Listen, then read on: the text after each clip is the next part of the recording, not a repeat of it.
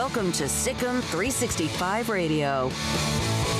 The first thing, every coach was ecstatic when the players got back in the facilities in the gym and started working out.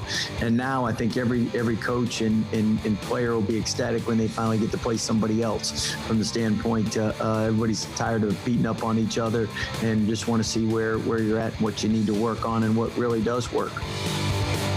Sic'em365 Radio is presented by IdealMRI.com. High-quality MRIs for $497 or less. IdealMRI.com. Your health is important, so is your budget. Third down and 5. Ball's on the 8-yard line. Line to gain is the 3. Brewer. Nobody home. Calls his own number. Brewer! Touchdown! The 3 o'clock hour is sponsored by Waco Custom Marketplace. Meats, sweets, Texas treats, and a cut above the rest. 425 Lake Air Drive, Waco. Touched inside the 15, picked up by Davis. At the 15, he's in trouble. A form tackle, perfect form tackle. Inside the 15 by Isaiah Stevens. Here's David Smoke, Paul Catalina, and Craig Smoke. All right, here we go on Sic'em365 Radio, right here in our studio on the corner of MLK and Elm Avenue. Jack and Armstrong run the mothership today. We take you until 6 o'clock, and we're pretty loaded up with a lot of different guests, including college football with Max Olson at 4, Cowboys with Mickey at 4:30. Also today we'll have our Pick'em at 5 o'clock. We'll hear from both Midway's Jeff Hume and Temple's Scott Stewart. Temple plays Shoemaker in a game in 12-6A tonight that everyone pretty much thinks might be for the district title, although Shoemaker was just beaten by Harker Heights in that shootout a week ago at Leo Buckley Stadium. Also today we will have the mother of Dee Dee Richards. Can't wait to speak with her. And we were on the end of the show yesterday, weren't we, Craig and Paul? When the video came down at Armstrong, we showed the video of Dee Dee practicing shooting jumpers. That was really, really cool.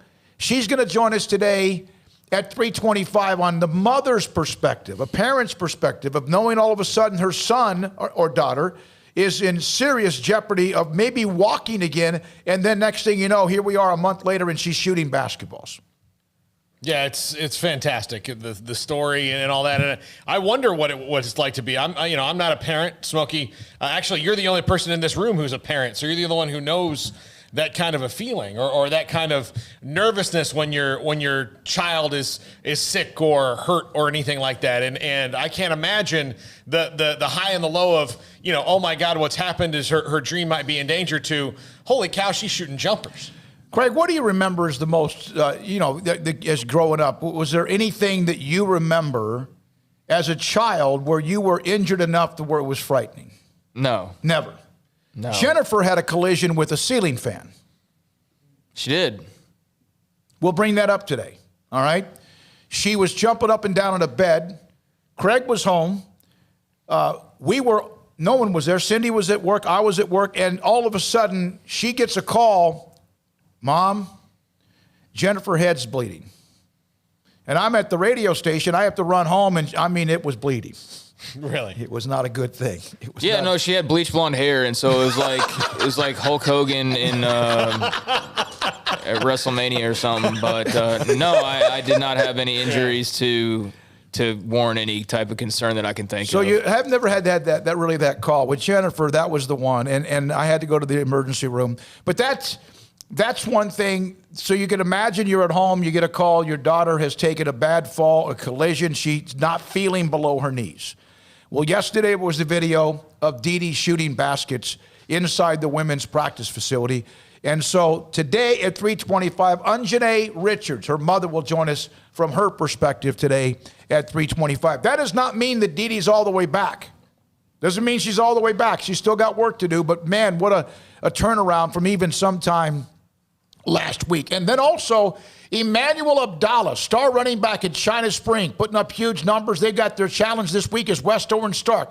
Not many people except Craig thought they would beat Jasper, and they hammered Jasper. West Orange Stark is a different animal, but China Springs offense, I think, can pretty much move it against most anybody, and he'll join us today in an interview I have with him at 5:20. All right?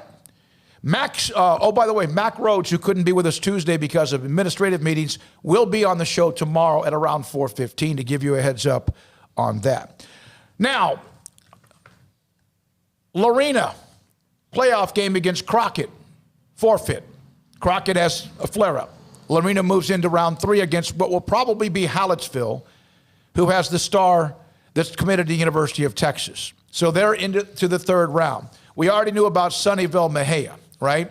Temple Shoemaker played tonight. For most likely, the winner wins the district title, although if it's Shoemaker, then there's others that say, wait a minute, don't forget about us. Temple wins, they're in. They're going to win the district title, even with 2 weeks left in the season. Hearn and Beckville, Timpson and Leon, a couple of Central Texas teams in Hearn, they're undefeated. Leon has that high passing attack that can throw the ball over the place.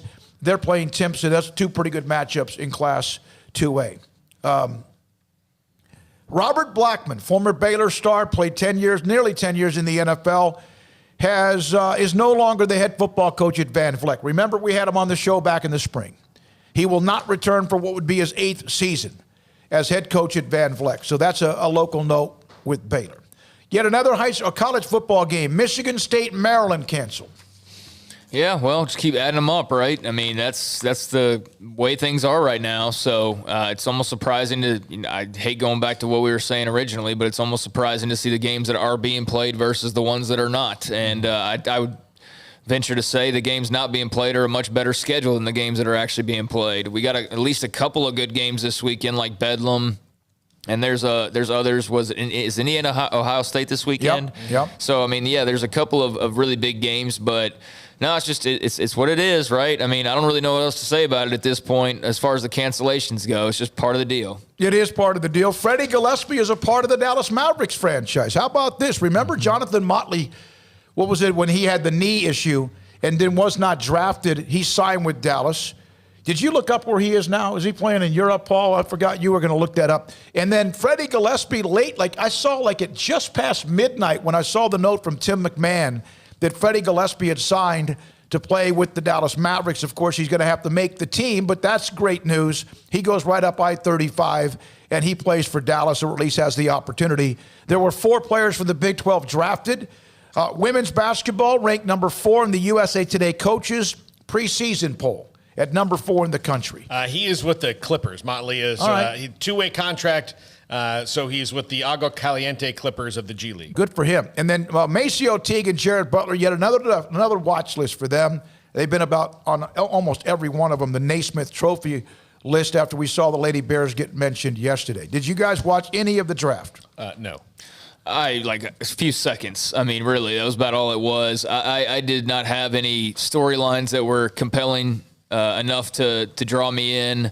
I didn't care about the Ball family. I made a comment about LaMelo, not so much about LaMelo, but about his father yesterday. And, I shouldn't hold that against him. I should not hold up, the sins of the father against the son. So even though his father's an annoying attention whore, that doesn't mean that LaMelo's not a great basketball player and deserving of his night last night. So I wanted to say that after what I said. It's not like I went off on him yesterday. No. I mean, his father's an annoyance. He is. He absolutely is an attention-grabbing annoyance. So good for LaMelo and, the family. But, I mean, that wasn't drawing me in. I wasn't, going to watch to see what the reaction to that was. So, yeah, I mean, there wasn't really, outside of it just being something a little bit different event-wise from what we've had so far, my feelings on the NBA towards the end of the season. Yeah. I wasn't really having it, so I wasn't really paying too close of attention. I don't know much of anything, and I'm sure there were players drafted, were traded before they put their hats on or even after they put their hats on. Tim Hardaway picks up his option.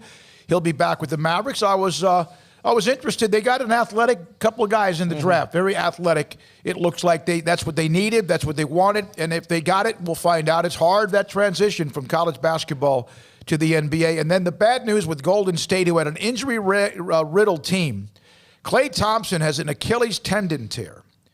It's not like they're a bunch of 35-year-old guys that are at the end of their career that are breaking down, but they have a team that's breaking down. Yeah, and Klay Thompson, you got to wonder, is this it for him? What's the future hold for him? And how much, and the reason I say, and I'm assuming that Klay Thompson's been smart with his money, but he's got a lot of money. When do you get to the point, because I see, you watch documentaries or you see things and you see athletes, from 30, 40 years ago that just went after it and got beaten down because, that's the best money that they could make. And that while there was good money, it wasn't necessarily life-changing. Klay Thompson signed one contract that was life-changing money for any human being on the planet. So he didn't have to. I'd like to see him come back. He's a fun player to watch. He's one of the best three-point shooters in the history of the league when it comes down to it. But, I just hope he gets better. He's done. He will not play this year. He was out at the end of what was a Game 6 of that NBA Finals series against the Raptors when Toronto won it all. Yeah, that's the reason why Toronto won it all. Because Klay Thompson went out. That was the reason. That played a huge role in it. And he's only 30 years old. He is getting to the point now where in the next couple of years you'll start to see, maybe signs of like, hey, I'm getting to that point where I want to start thinking about shutting it down. And maybe he's already thinking that with back-to-back injuries like that. But I would be shocked if at 30, 31, he doesn't, try one more time. And, if he came back a third time and it happened, then, I think you call it quits. But after all the work he put in to get this close, to have it, robbed from him again, I could understand being a bit down. But I think, you got to come back and at least see the court again, some form or fashion. You're not going to let 2 years ago be your last appearance in the NBA, given how stellar your career was up until that point. Golden State had been 5 consecutive NBA Finals, 1 lost to Cleveland and LeBron, then 1 back-to-back, and then lost to Toronto. And then last year, of course, the Lakers tied the Celtics with their 17th NBA championship. Both those teams have won 17 NBA titles. One other quick note that's about UFC, Conor McGregor. He's coming back. Craig against, is it Poirier? Yeah, Dustin Poirier. They fought before many years ago when Conor was, both were much younger fighters, and Conor was on his rise and eventually would obviously become one of the most popular athletes in the world, definitely the most popular fighter along with Ronda Rousey during that stretch. But, they fought before. Conor won pretty handily the first time around. Poirier is a much better fighter. I don't know how much better Conor is, because he hasn't fought in so long. And, I was a little bit down on him here as of late just because some of his out of the octagon behavior, and I know some of that could just be people trying to get him into trouble because he's famous and a celebrity and very rich. But, when it happens over and over and over and over and over again, you're like, okay, there's a common thread here that there's not just like 7 people who are all randomly accusing you of something. So, he needs to get back in the octagon. He probably needs a little bit of focus in his life. And I'm looking forward to the fight. It's not quite to the level of what it was with Conor a couple years ago. It's in January, like January 23rd. TJ on the text line. The number to call is 254-339-1122. Again, we'll have Dee Dee Richards' mother, Anjane, will join us today at 3:25. We have loaded up with a lot of different angles of local sports, also college, high school, pro football, and also the Lady Bears as well. The text line question from TJ. Question for all of you, since you will maybe have different responses. I thought about it last night when I got the message that Lorena was going to have their game canceled against Crockett and move on with a forfeit. Do you think it hurts or helps to skip the weekend game? This is for into the season. I think it hurts them, and here's why. That game with Crockett would not have been like it just roll right through them. Crockett's very, very athletic, great speed, typical East Texas type of team. Not that there's not speed everywhere. I think Lorena needs that extra game because Hallettsville most likely is who they would face in 2 weeks if they would beat Crockett, and I think they would have. You need to get everything as cleaned up as you possibly can. Another game would never have hurt to get tuned up for what is a very explosive team in Hallettsville. Yeah, I think it hurts. I think that the benefit for Lorena is that they have a coaching staff that under Ray Biles that is surgical in the way that they prepare. And very, they don't, they'll know how to handle it. I mean, I think that's the biggest thing is that, a younger coaching staff or one not as established as Ray Biles, I may say younger coaching staff, younger head coach, somebody who maybe hasn't experienced, all the things that Ray Biles has experienced. But I think Ray Biles will have them ready to play Hallettsville. But I do think it does hurt a little bit because, I think it hurts emotionally because you're kind of ready and raring to go to play a game for 3 or 4 days this week. And it's the playoffs, so it's not like you can just say, all right, well, who else got a cancellation? That game would have been tonight, and so they were already shutting things down and focusing on playing tonight. And the next thing you know, they get the text and there's no game. Yeah, I don't know. I mean, it might be nice to have a little bit of a break, just trying to, play opposites here.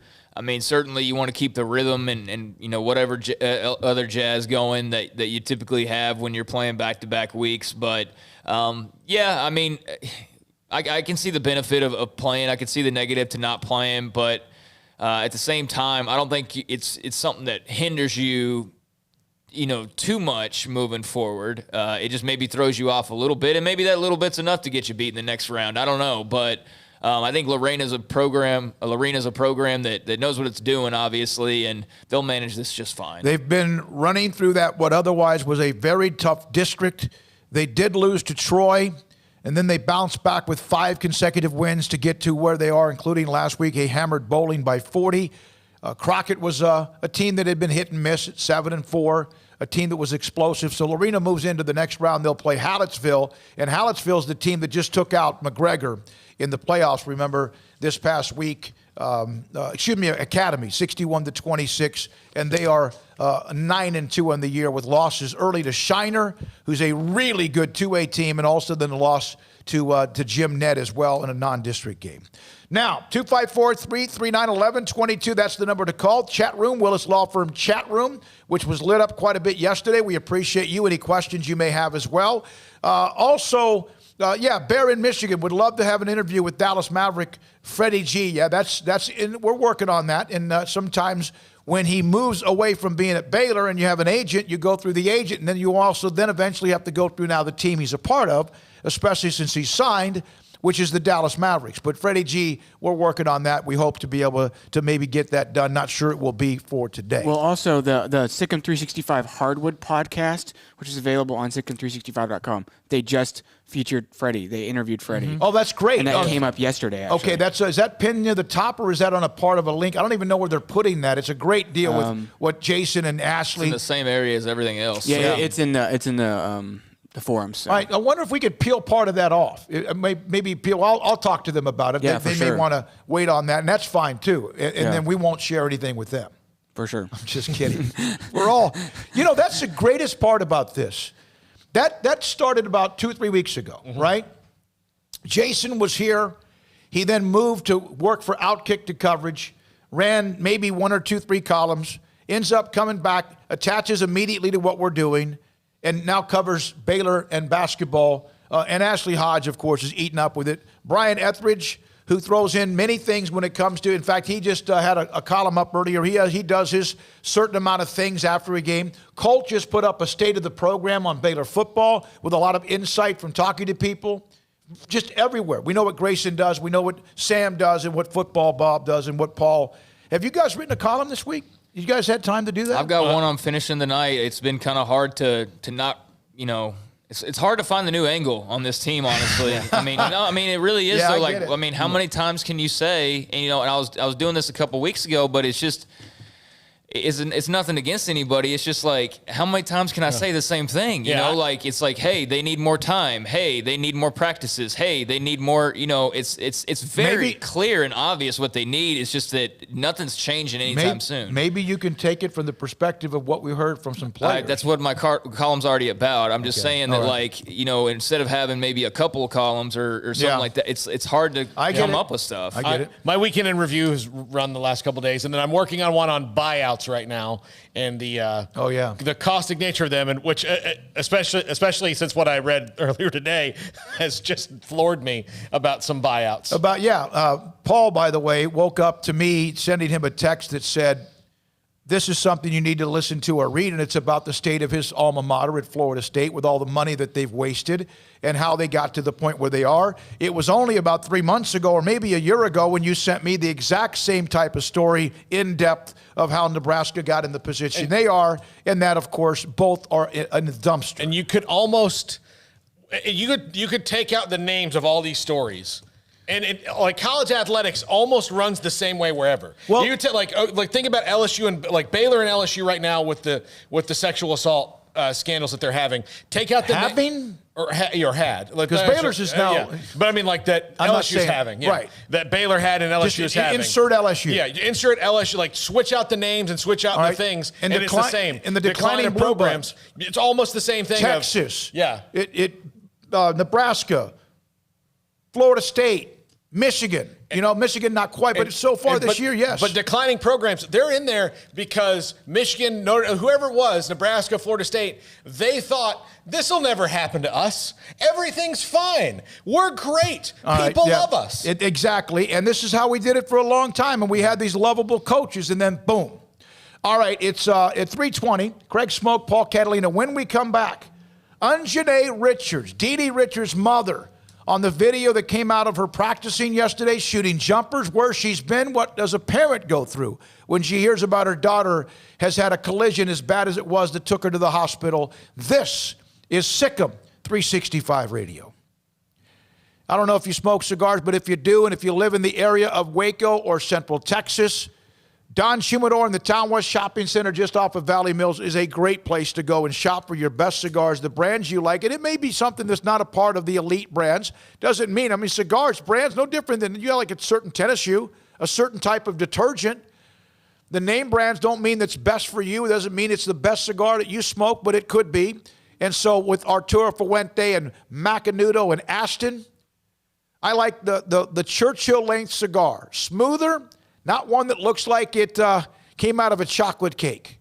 I like it a little bit smoother, a little bit lighter, and I love Aston, Macanudo, Rocky Patel, and Arturo Fuente. Some may like Cohiba.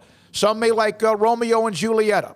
And there are all sorts of great cigars. And Carol and Ashley, Don Humidor, are the ones that understand the business, keep up with the business, keep up with the rising names of the cigars that are so good. And then also they have coffee beans if you're a coffee drinker. I'm not, but if you are, they have all the aroma and the flavors, an assortment of coffee beans, fresh coffee beans, and CBD products. If you want to get rid of aches and pains, they can help you with a salve or a cream that will help you with that. And if you do toss and turn when you go to sleep and you want to go to sleep faster, save an extra hour of rest, they have CBD Vita Dreams to help you do that as well. Don Humidor, tell Carol and Ashley Smokey sent you. Would love for you to drop by Town West Shopping Center off Valley Mills in Waco. Boots add protection. Good boots help you climb better and move forward faster. And when your son or daughter steps into the boots of a U.S. Army officer, they also learn how to lead. In these boots, they'll gain more confidence with expert training in one of more than 150 occupational specialties. In these boots, they'll stand a little taller and lead a team with diverse backgrounds and areas of expertise to successfully accomplish whatever challenge comes next. In these boots, they'll earn respect with valuable experience from day one that will give them solid footing for success into the future. Highly qualified candidates who earn a spot on our team can receive comprehensive health care coverage, college tuition assistance, and a bonus of up to $40,000. See all the things your son or daughter can achieve in our boots at GoArmy.com. U.S. Army Waco Recruiting Company, 254-598-8131 or 254-776-1543.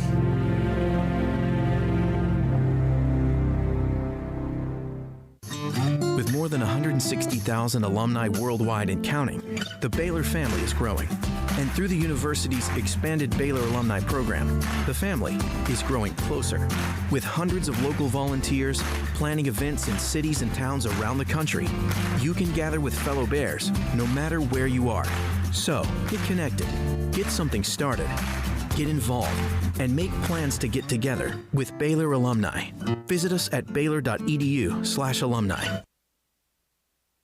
One size fits all. That may be all right for an adjustable belt or cheap sunglasses, but when it comes to your financial needs, no one wants a one-size-fits-all strategy. Ben Erlinson, your Edward Jones financial advisor, knows that his most important goals are yours. That's why he takes the time to understand your needs, knowing you. That's how Edward Jones makes sense of investing. Ben Erlinson, 100 North 6th Street in Waco, 254-759-8533. Edward Jones, member SIPC. At Ideal MRI, we feel blessed to be part of the Waco community. We're a small family business here in Central Texas. At times like this, the cost of healthcare has never been more important. And unfortunately, significant illnesses and injuries still occur. And that's why Ideal MRI is open and here to serve you through this difficult time. So if you need an MRI, ask your doctor about Ideal MRI. You can schedule online in minutes at idealmri.com or call 833-IDEAL-MRI. Dodge Performance from Allen Samuels. Dodge, ranked highest in initial quality according to J.D. Power. Get remarkable Dodge incentives, like up to $5,170 in values on new 2020 Charger SXTs, America's most affordable third-row SUV. Dodge Journey has employee pricing for all, and both Charger and Journey have no payments for 90 days. The Black Friday sales event, now at your friend in the car business, Allen Samuels. Let Camille Johnson Realtors guide you seamlessly through the process of buying your dream home or selling your current one. Commercial, farm and ranch, or residential, Camille Johnson Realtors can smoothly and successfully lead you through any transaction. With a team of 28 experienced agents who are excited about serving you, Camille Johnson Realtors services the entire greater Waco area. If you're in the market to buy or sell, contact Camille Johnson Realtors, 104 Midway Center in Woodway, or find them online at www.camillejohnson.com. Camille Johnson Realtors, elegant, charming, warm. Welcome home. Welcome back to SicEm365 Radio.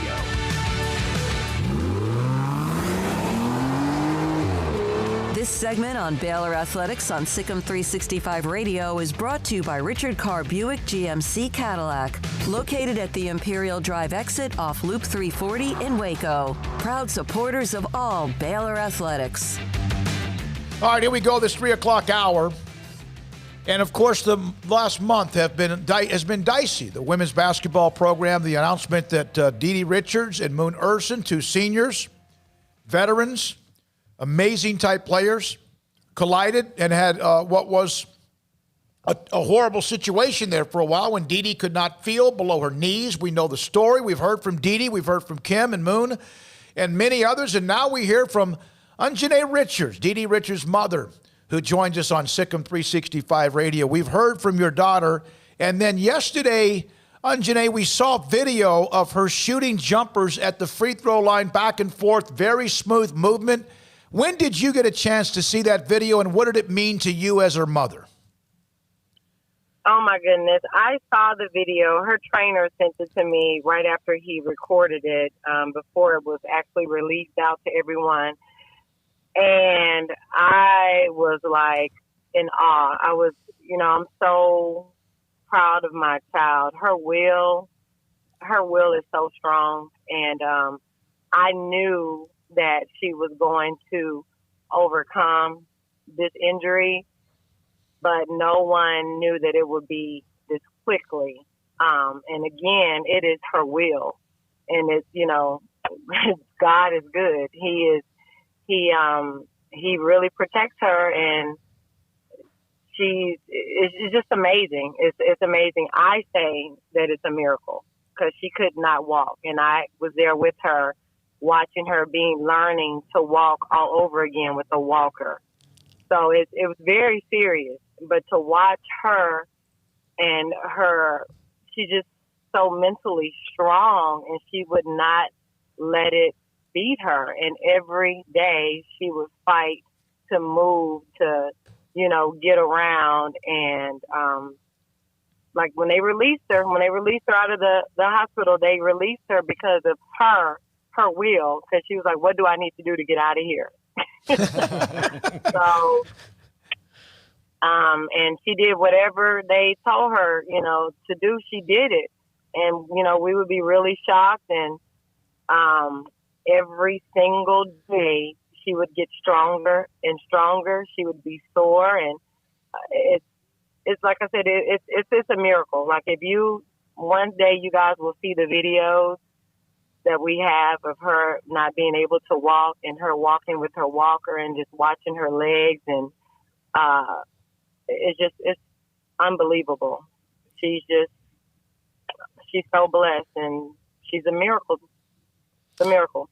She has a light about her personality that is very unique. I've known Ken Mulkey for 15 plus years now, covering them. I've never seen a player be able to joke, and Coach Mulkey has a good sense of humor, but I've never seen anybody be able to joke with Coach Mulkey like Dee Dee does, or kind of tease her like she does. Where did she get that from in your family? Is that you? Is that you sound very similar to her? Well, Dee Dee, I always say Dee Dee, our whole family is like that. Her dad is a jokester. I love to laugh. I mean, we love to laugh and we joke. That's what we do. Her brother, all of us. So, you know, she got it on us. She got it on us. She loves to laugh and she loves to dance. And even when she was in the hospital at a time where you would think that, you know, I would just look at her and I would just smile and we would laugh and play in the hospital to where we have to be quiet. We're in ICU and there's people, you know, we need to be quiet. But I mean, we always try to make the best of the situation and, you know, try to smile and, you know, just be positive and be optimistic about different things. So, yes, we laugh all day long if we can. When you got that, I mean, when you got the information and you got the phone call from Baylor, what have you, I mean, thank goodness it's turned out to be more of a positive outcome. But just as a parent, like, what goes through your mind? What was that moment like for you and the family to, you know, to find out that something was going on? Well, it was very scary. I spoke to Dee Dee. Like, Dee Dee FaceTimes me every morning. So she was the first person at the scrimmage to where she was thinking, okay, do I have the date mixed up? Like, where are all the cars? So she's talking to me, and she was so excited and about what was going on. And I was at the airport getting ready to get on to catch a flight. And as soon as I got off, you know, off the plane, my phone was blowing up and it was them let me know that my baby was injured and she could not feel her leg. And I was like, out of every day, why am I not in Texas? Mm-hmm. So I had to catch the next flight that morning, you know, to Waco, and I just could not, I just didn't know how to feel. I just knew that, you know, God was going to get us through this, and I needed to keep the faith no matter what they said, and that's what we did. And he turned everything around. You know, he put his hand on my baby, and every day, you know, she was able to get stronger and move and you know, walk.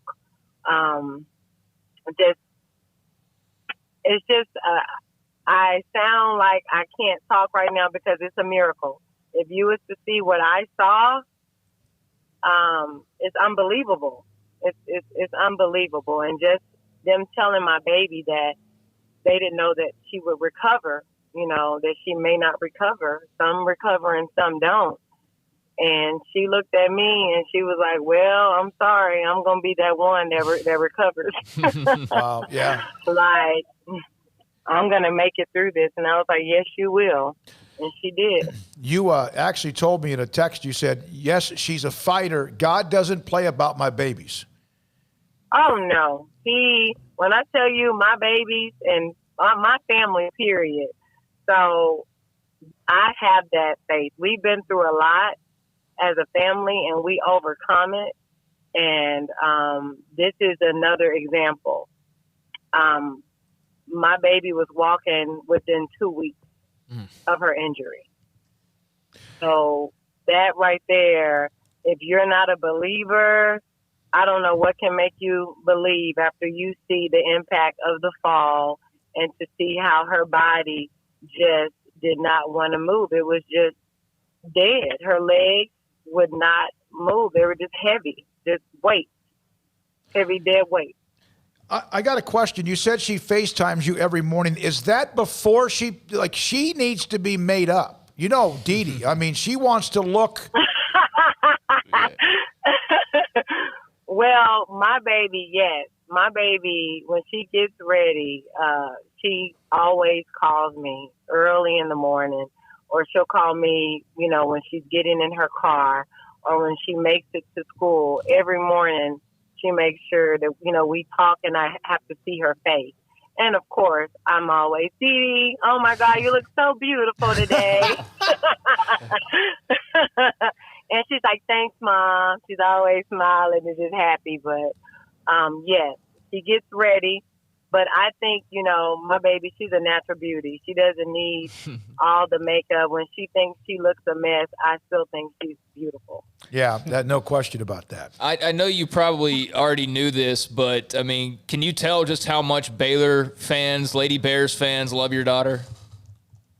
Yes, and that, you know, the love, the concerns, the prayers, I just thank everyone, her fans, the staff, Baylor staff.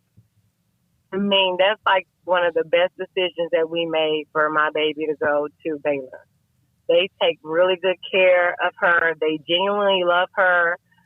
I love the whole staff. You know, she's very tough, but she's a mother at the end of the day. So that's what we have in common. We love our kids. We have a boy and a girl, and we love our kids. And I love Moki. Moki, I just love how she's really tough on those girls, but every single last one of those girls know that Moki love them to the end. Mm-hmm. She's a beautiful person. So yes, the fans, everyone, people that Dee Dee has played basketball with, parents, everyone has reached out, and it's a beautiful thing. It lets you know that, you know, we do have a beautiful world, and it was a beautiful thing to see. And those prayers, you know, God was tired of me, you know, talking to him. He was like, let me fix this child.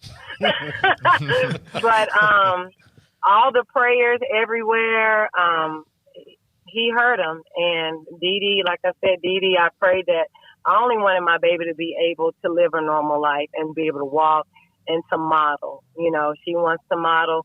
She loves playing ball. And when she was unable to move her legs, it's like, oh my gosh, like, what are we going to do? But I told her she's bigger than basketball, and she's very smart. She's a smart girl. She's beautiful in and out, that whatever happens, that this is her story, and she is going to be able to tell the story, and she's going through this for a reason. So she's learning patience, so she thinks that's why. Because, you know, she wants it now.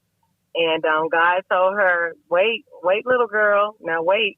When I say you can do this, then you can do it. And they worked hand in hand, and you guys got to see that video yesterday.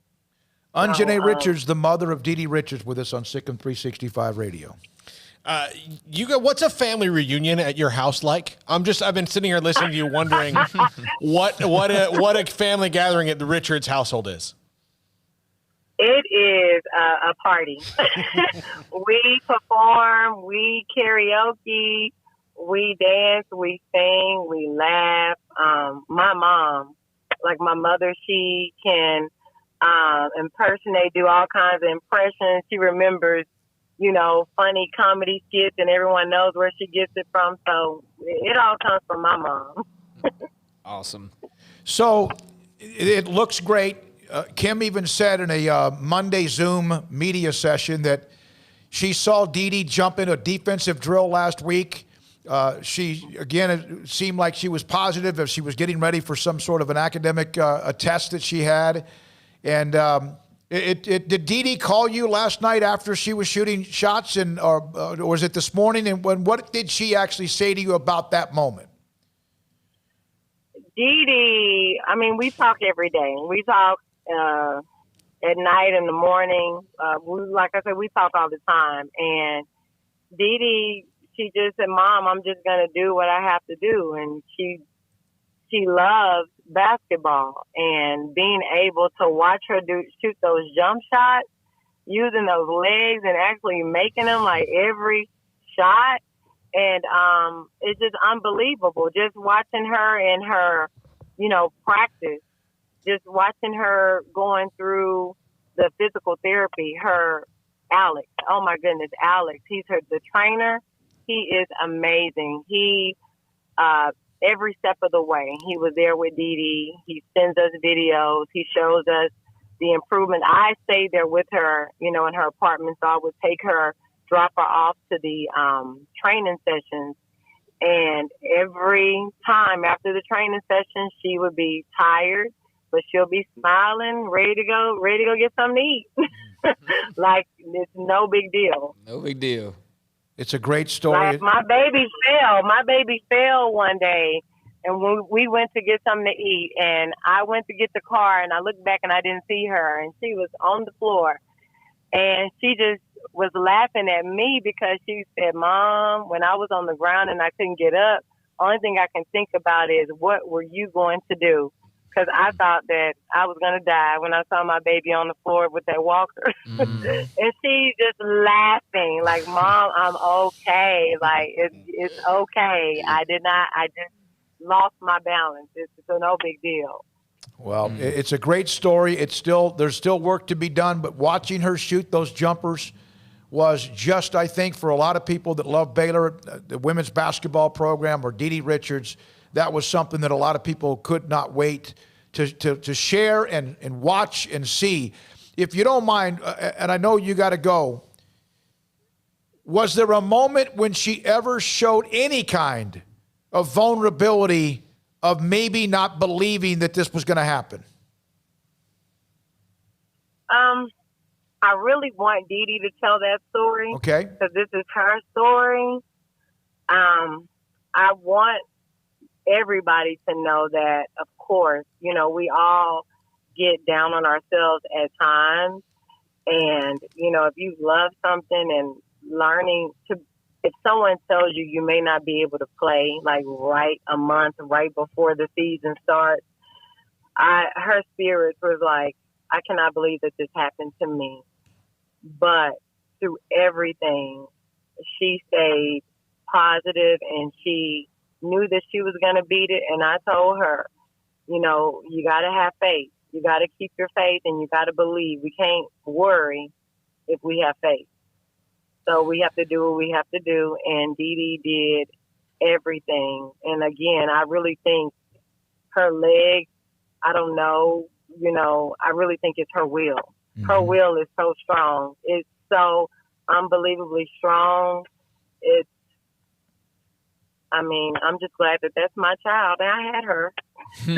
Yeah, you should brag. Yeah, you should brag. You should be very proud. I mean, you got a wonderful daughter, and she puts smiles on a lot of people's faces. She does. She's once in a lifetime. Hey, Dee Dee was again shooting shots. We wanted to get you on. Unjane, thank you for being available.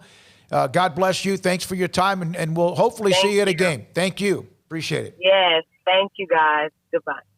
Unjane Richards, the mother of Dee Dee, and what a mother, through mother's eyes and mind and ears and whatever emotions of what she saw, what she went through, and turned it around, and Dee Dee's on the ground, and Dee Dee, of course, laughing. Yeah, she's special, man. I think that was very obvious when she first arrived. Just like there's just something different about her. There's an it factor. You can't really explain why certain people have it or don't, but she has it. I don't think there's any question. And she's somebody that you take notice of pretty quickly just because of her character and her personality and all of that. So, and plus her game, she's got a pretty good basketball game too. And they will miss that for what, period of time they may not have her fully available. But once they do get her back, I imagine that'll be a very loud ovation for what it can be. Yep. At whatever arena that may be. I would think the Farrell Center probably, but great to hear from her. Some of the tip times came out yesterday, in fact, and of course the season is about a week away, which is great news, men's and women's basketball. When we come back, Jennifer Smoke, Fantasy Football League expert, her team took it on the chin this past weekend. What happened? What does she go from here? Can she make the playoffs? That's all coming up next on SicEm365 Radio. If you are trying to build something and you need metal or steel, if you need metal or steel or something that builds a metal building or something that is a part of a big entryway into, let's say you have a ranch, some area with a farm, fence, and you need heavy-duty metal and steel, Pioneer Steel and Pipe has been where people have gone for nearly now 80 years. In fact, 77 exactly since 1943. PioneerBoys.com online. They're both in Waco and Bryan. Locations open Monday through Saturday. Saturday open from 8 until noon if you cannot have the time or don't have the time, to go by. And let's say you can't go by, but you've ordered something. They will deliver their product because it's so heavy. It's metal and steel and pipe. They'll deliver it to whatever site you need, whether it's something that's commercial or something residential. Pioneer Steel and Pipe has been with the Central Texas area with you, based on their product that is great and their customer service that's even better than that. And so what a combination that can be. Locally owned and operated. You hear that a lot, but not as much anymore because some come and go because of the big stores that come in, the corporate America that likes to take over, but not these guys. Pioneer Steel and Pipe, pioneerboys.com. It's the heat of the summer, but the real heat is what you're cooking on the grill, smoker, or in the oven. So Waco Custom Marketplace can be your go-to playmaker for summertime grilling. You can't go eat anywhere else? Be your own chef with custom ordered and cut ribeyes, sirloins, fillets, New York strips with a focus on high-quality beef at a competitive price. Waco Custom Marketplace also has fresh deli cuts with sliced turkey, ham, pepperoni, or corned beef. Waco Custom Marketplace also your home for the freshest seafood in town. Salmon, shrimp, mahi-mahi, great priced chicken products, whole birds, tenders, chicken breast, and wings. Waco Custom Marketplace with smoked items unique to Waco, house-made bacon, summer sausage, boudin, hot links, and German sausage. Every seasoning for every occasion, grilling, baking, or frying. Your hometown grocery store with canned goods, pasta, fresh baked bread, buns, chips, sauce, condiments to pickles, charcoal and lighter fluid, cold beer and wine, best kolaches in Waco, mouth-watering cinnamon rolls, and here for the community every single day, helping you avoid the long lines in crowded stores, serving quality products to the Waco community. Go online for the weekly value boxes. Family owned and operated Waco Custom Marketplace, 425 Lake Air Drive in Waco, or WacoCustomMarketplace.com. Riverbend Liquor and Wine has their easy-to-access drive-thru open and convenient and clean in-store location on the corner of Lakeshore Drive and North 19th Street in Waco. Riverbend Liquor has the best and most extensive variety of craft beer selections in Waco, and Balcones whiskey, including single malt, pot still, baby blue, rye, brimstone, and the all-new lineage in stock. Riverbend Liquor and Wine, family-owned and operated, and a hidden gem in Waco on Lakeshore Drive and 19th Street. And find out more on Facebook and Instagram. Texas board-certified personal injury trial lawyer and Baylor alum David Willis and Baylor alum Parker Willis are ready to help if you or a loved one has been wrongfully injured in an auto accident, SUV rollover, industrial accident, 18-wheeler crash, or were seriously injured by a defective product or recalled drug. Call them for a confidential and free case consultation at 1-800-GOT-HURT or visit them at texastriallawyer.com, principal office in Houston, Texas. Hey, this is Bryce Petty, former starting quarterback and two-time Big 12 champion, and I know firsthand the importance of being in top shape both on and off the field. So listen up, men. If you're feeling beat down day in and day out and looking for that high-performance edge that separates the men from the boys, then look no further than the Petty Clinic Low T in Waco. Petty Clinic is a comprehensive men's healthcare clinic with an atmosphere catering to men. Board-certified Dr. Kent Petty has a special interest in offering the highest quality medical care to men of all ages. Some of the services offered include screening and treatment for low testosterone or thyroid, infertility, high blood pressure, diabetes, high cholesterol, sleep apnea, while offering comprehensive wellness exams and complete men's health lab panels. High performance men, remember, it's not just a Petty thing. This is Bryce Petty, encouraging you to reach out and Google search Petty Clinic Low T or go to pettycliniclowt.com and get your complimentary lab screening today. Southwest Sports Medicine and Orthopedics, the team physician of Baylor Athletics. Our doctors specialize in the diagnosis and treatment of any and all sports-related injuries, celebrating over a decade of service in Central Texas. Our doctors are equipped to handle a wide range of issues, whether it's your foot or ankle, orthopedic spine care, your hand or wrist, knee and shoulder pain, or if you're in need of our arthritis or total joint clinic. Come see us at the new Baylor Scott and White Ted and Sue Getterman Sports and Orthopedic Center. Trust the doctors at Baylor Trust, Southwest Sports Medicine and Orthopedics. Our goal is to get you back in the game. Welcome back to Sic'em365 Radio. Are you a Sic'em365 superfan? Then try out our premium subscriptions at Sic'em365.com. Jennifer Smoke, Fantasy Football League expert, joins us on Thursdays at 3:45. It's been a tough few days. A loss to the Jennifer Smoke-isms. And what's the name of the team now, Paul? Can we say it on the air? Tuck It In Your Cup. Yeah, okay. Tuck It In Your Cup. Jennifer, we, of course, experienced the highs and lows of fantasy football. One of the things that created a problem this past weekend was you didn't turn your team. We didn't know who you were playing or who you were starting. And I think that was just bad karma the rest of the day. Oh, there was a lot of bad karma this last week. You know, Kara had 3 players on her team that had their highest scoring fantasy week. Ronald Jones, as we all know what kind of game he had, Marvin Jones Jr., and Tyler Higbee. I mean, Ronald Jones alone, if he wouldn't have gotten that 98-yard touchdown, then I would have won because that was about a 20-point play. He had 192 rushing yards and a touchdown. Not to mention he fumbled early in the game. And so I thought Bruce Arians might have sit him down for the rest of the game because when Ronald Jones fumbled 2 weeks ago against the Giants, he only touched the ball one more time after that. And he only had 3 carries last week, the week before last against the Saints.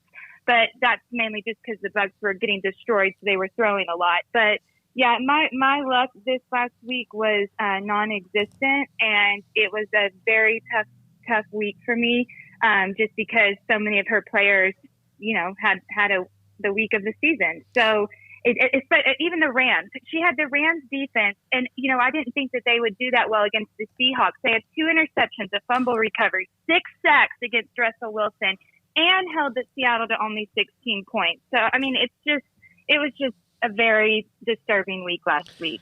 Well, you had one issue that just was well out of your control that affected a lot of people. Jennifer, Will Fuller scored 8.8 points for you, and it was not anything. It was not a bad play. It was actually a good one. That Houston-Cleveland game should have netted a lot of points for people, no matter who you were playing, because it's 2 bad defenses. But the weather was terrible, and no one was throwing the ball. Yeah. So that hurt you in that, you know, Justin Jefferson had a great game. So, yeah, I mean, maybe you switch that out, you win the game, but, you know, you're not psychic, so it's fine. Yeah, and honestly, you know, it's so hard to sit Fuller, especially with the matchup he had last week. So if I would have, I ended up playing Fuller, Claypool, and Kupp last week. So if I would have put Jefferson in, you know, he obviously had a great game with 135 yards. He didn't get a touchdown, but he still had a big game.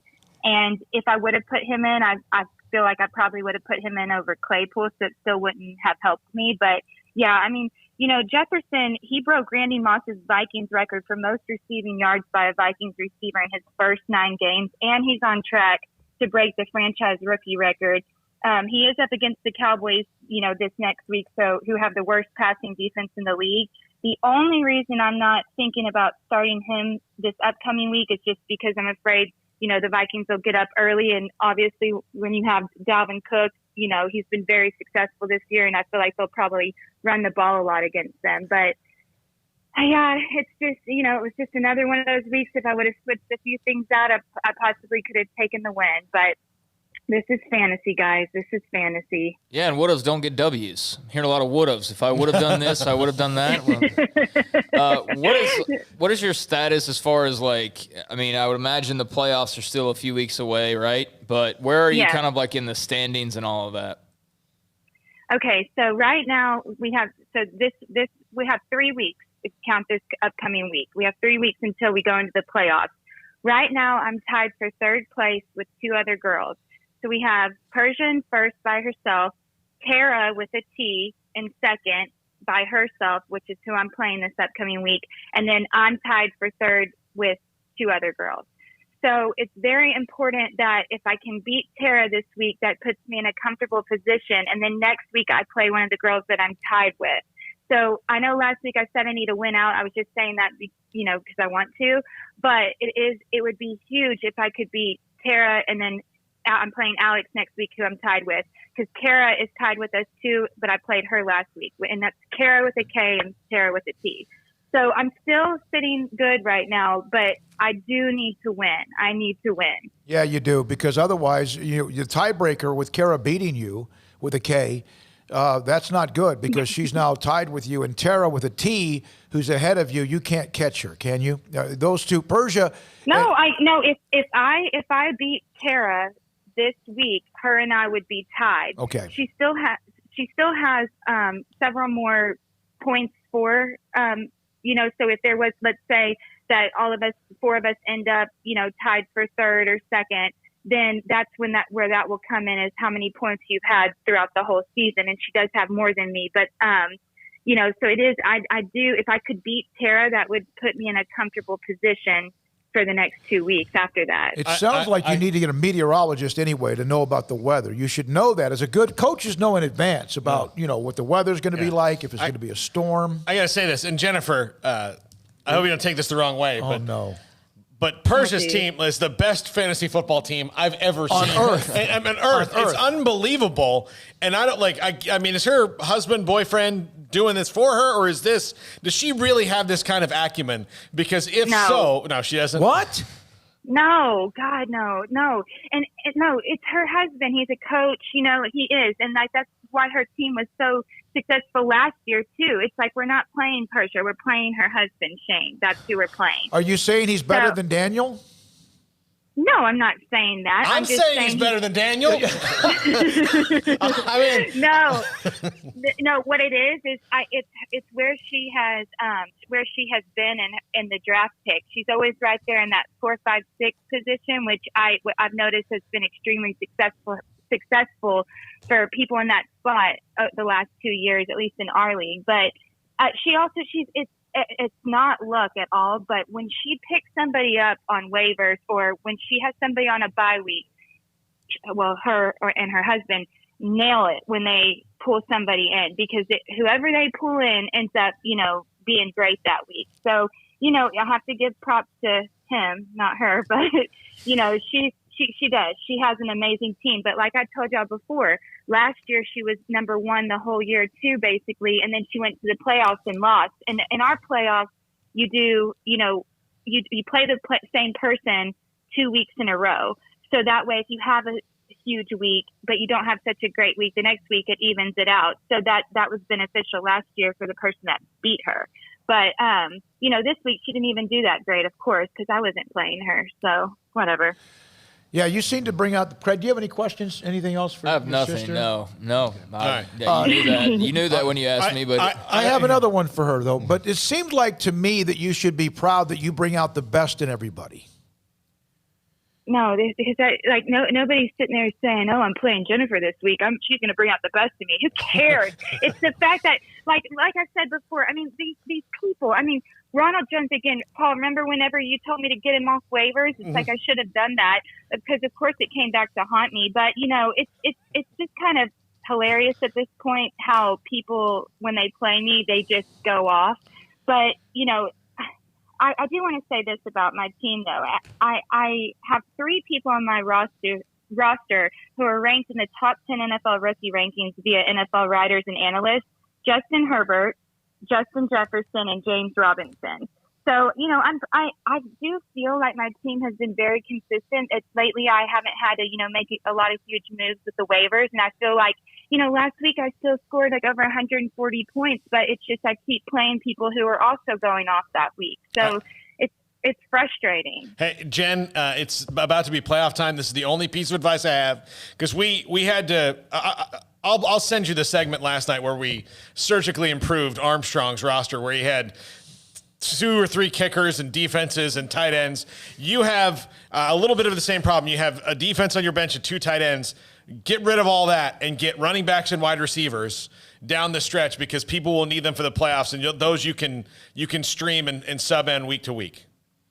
Yeah, I did pick up.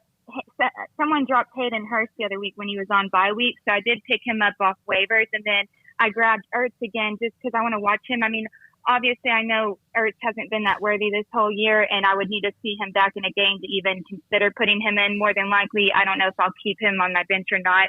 I just, when I have room for it, I'll grab somebody I see that I like. But I do, I don't know what you guys think about Hayden Hurst, but I like him. Can you tell him yeah. who? He's the Falcons tight end. Okay. He's been good this year.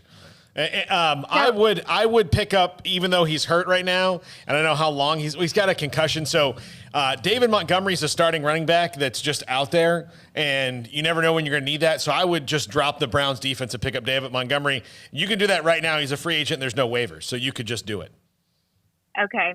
Yeah, and speaking of that, I have the Colts defense, which, I feel like Colts are a must start. They are playing the Packers this week, but they haven't allowed more than 21 points in each of the last 3 games against the Lions, Ravens, and Titans. The Packers struggled early against the Jags last week, and there's a small chance that, Adams doesn't play on Sunday, but I expect him to still play. So I feel like the Colts defense, the Steelers defense, those types of defenses are a must start no matter what. Yes. Of course, the Rams, which Kara with a K had on her team last week, she's already dropped them. I guess, they did enough for her last week.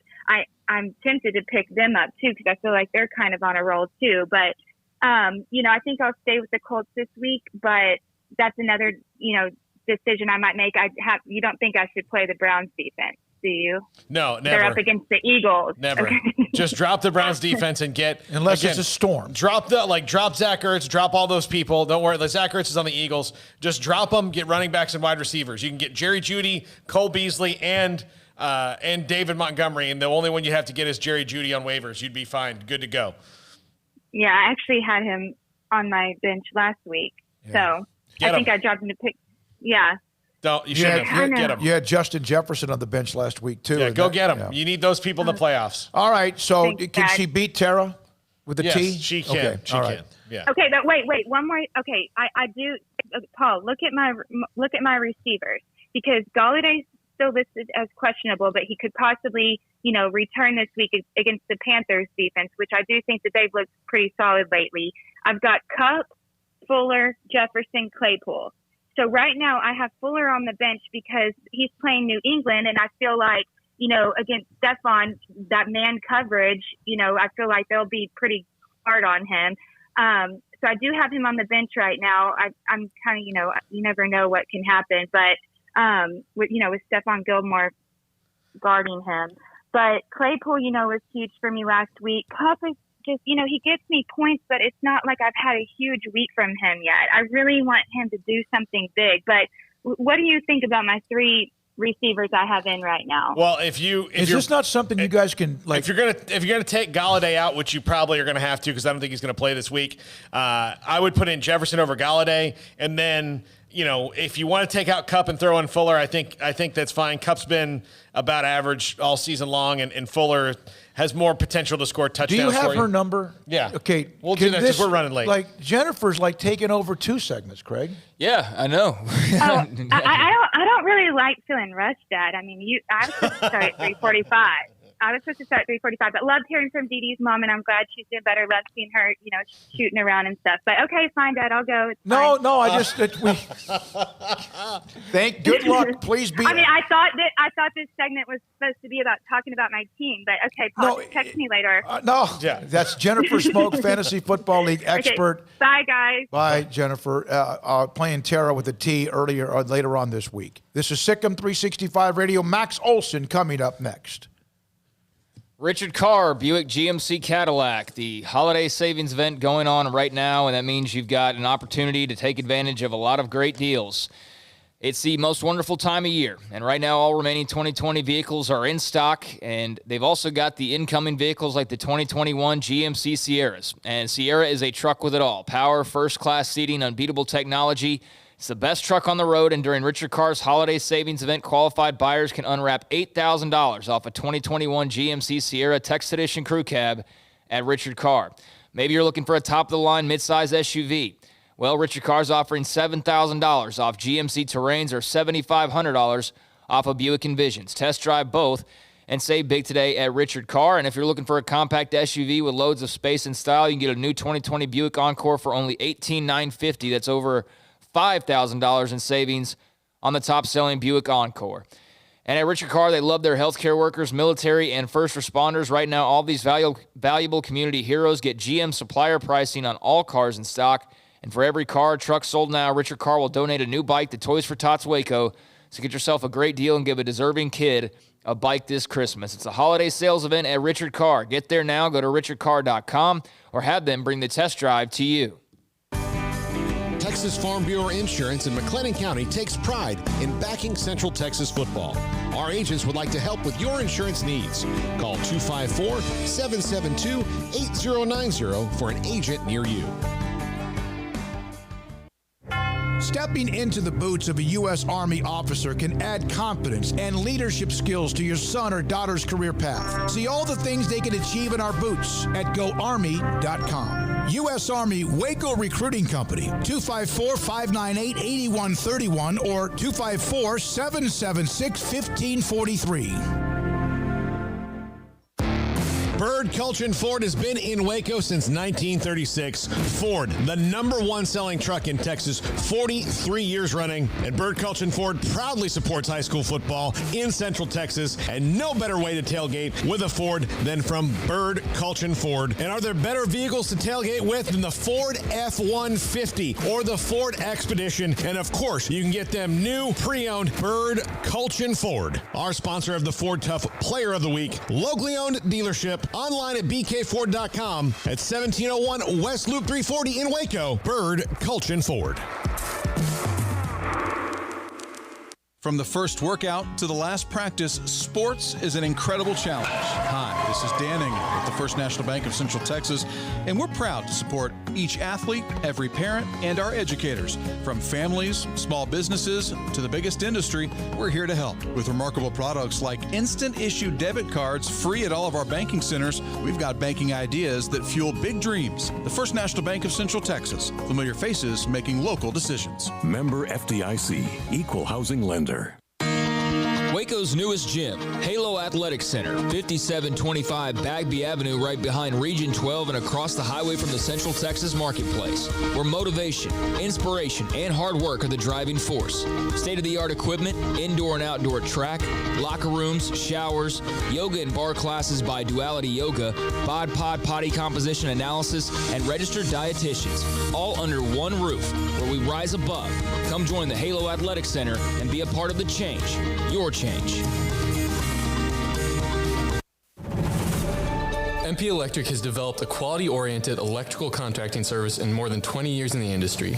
Led by President Mark Perry, our electricians go through a 5-year apprenticeship program, are licensed by the state of Texas, and getting continuous education annually upon renewal. In great part, the success of MP Electric lies with its management and professional expertise of its employees. All of our employees share a dedication to quality and commitment to serving the needs of our customers. For new construction and remodels, parking lot, lighting and surge protection, landscape lights, security lights, troubleshooting and repairs. For industrial manufacturing, food and beverage, paper and publishing, heavy industry, cement and rock crushing plants, water distribution plants, and utilities. For 20 years, MP Electric has serviced industrial, commercial, and residential products. We do service right. MP Electric Inc. at 1890 Galaxy Road, Waco. MPElectricUSA.com.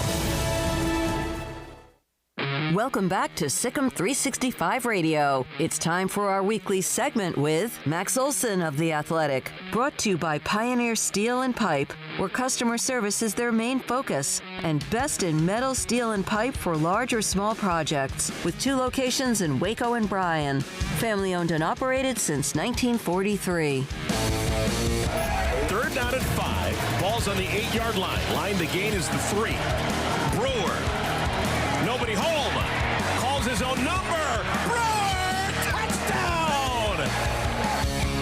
The 4 o'clock hour is sponsored by Boozer's Jewelers, the wedding ring store, specializing in custom jewelry and repair, all in-house. Now here's David Smoke, Paul Catalina, and Craig Smoke. All right, here we go. This 4 o'clock hour. Max Olson, theathletic.com, with us on Sic'em365 Radio. Max, in the Big 12, I could think most of the focus is on Bedlam with Oklahoma and Oklahoma State. Winner is still alive. The loser, do you feel like, well, Oklahoma's got one more loss.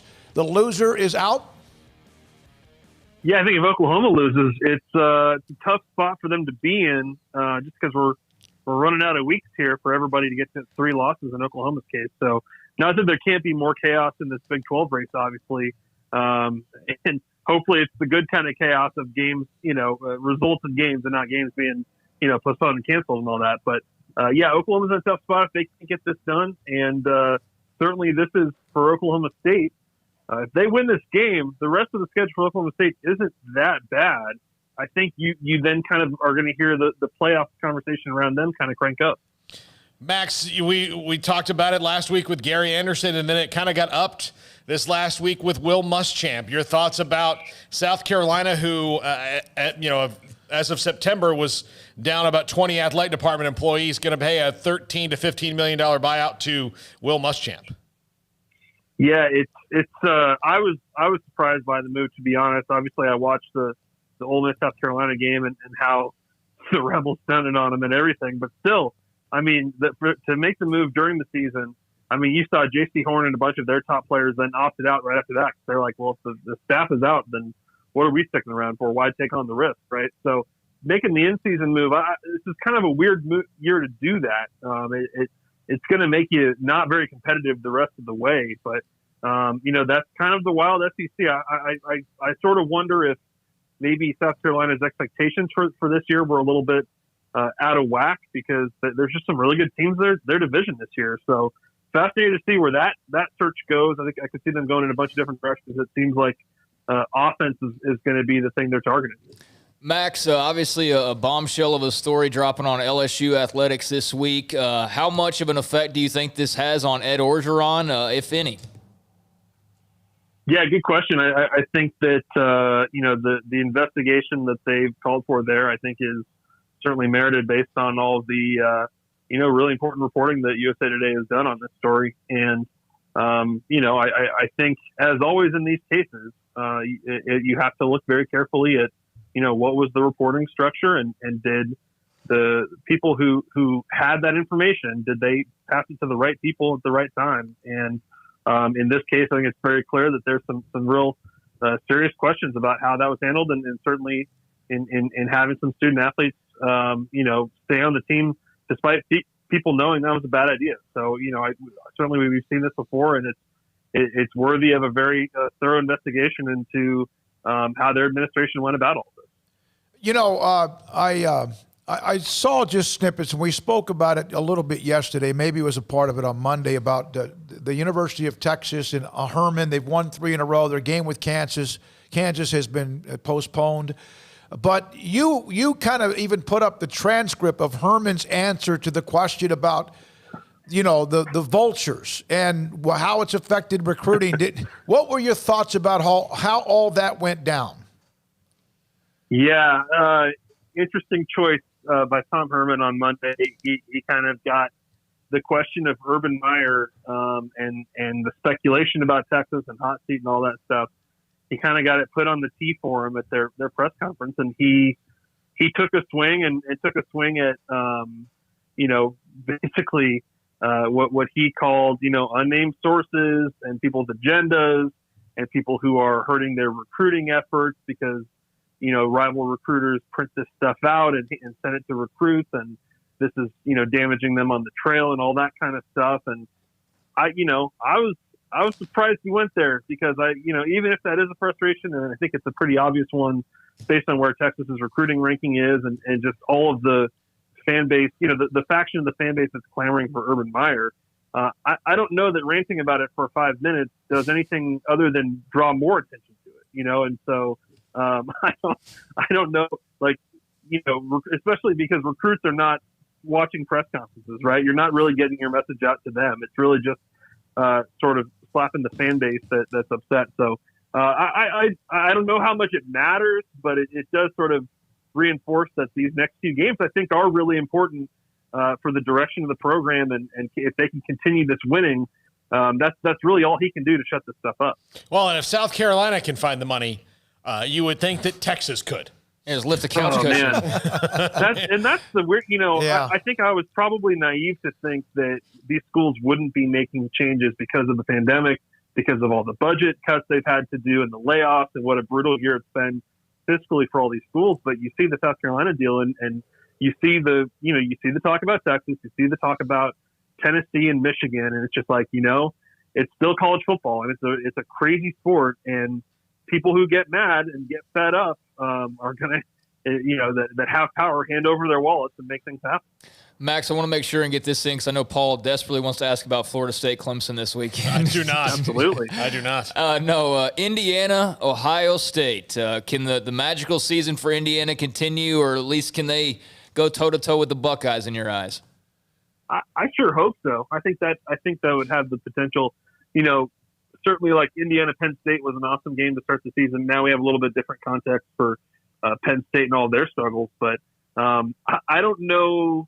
There might only be one or two teams in all of college football that can go 4 quarters with this Ohio State team. So if Indiana is like even in position to start the fourth quarter, then they've played a hell of a game, and they've played better than probably anybody left on the Big Ten schedule is against Ohio State. So just super impressed by Tom Allen, and what an awesome dude who has clearly generated a lot of belief there.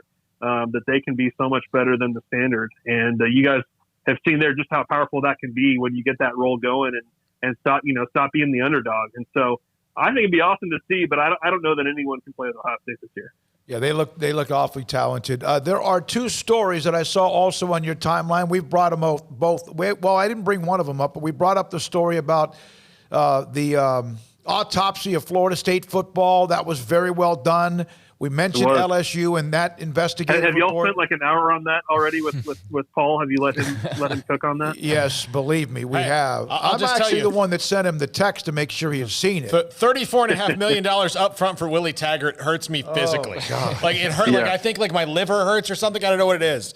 It hasn't stopped since I read You it. still have blood dripping out of your ear. And then you jump on and you sit there and you also put up the story about the story 10 years ago. Oh, yeah. Nebraska A&M in College Station in a game in which Bo Pelini, his brother, and the whole team imploded. And we know why, because the Big 12 officials had it out for him. But other than that, what's your memory of that game, Smokey, from watching that? My memory of that game was I thought Nebraska maybe scored and it had or maybe they were about to score and they had a play call back and they ended up having 3rd and forever. I forgot what it was. I don't remember exactly. We know that the Big 12 had it in for them, and that's why they won. They lost the game. Yeah. But 16 penalties. How often do you see that? The game turned when Taylor Martinez was injured because he would have broken at least something because he was playing at a high level. Was that also the game that Bo Pelini got kind of dragged on social media for yelling at him before he got hurt? No, this was after he went into the locker room at halftime. Am I right, Max? He went in the locker room at halftime. His Taylor dad tried to call. gets hurt. Taylor Martinez gets hurt, goes into the locker room. His dad was not at the game, so he got on his cell phone and called his dad to tell him that he was okay or whatever. Halftime. At halftime. No, when the team's in the – I think when the team was still out there, he was in the locker room doing this. And some trainer told Bo Pelini about it, and Bo Pelini ripped into Taylor Martinez on national TV over it, basically right in his face. And so, yeah, that was bad. You had Ben Cotton getting punched in the groin by Tony Girardetti, and Ben Cotton gets 2 penalties for getting punched in the groin. It was Carl Pelini spiked a camera from one of the folks at Texags had.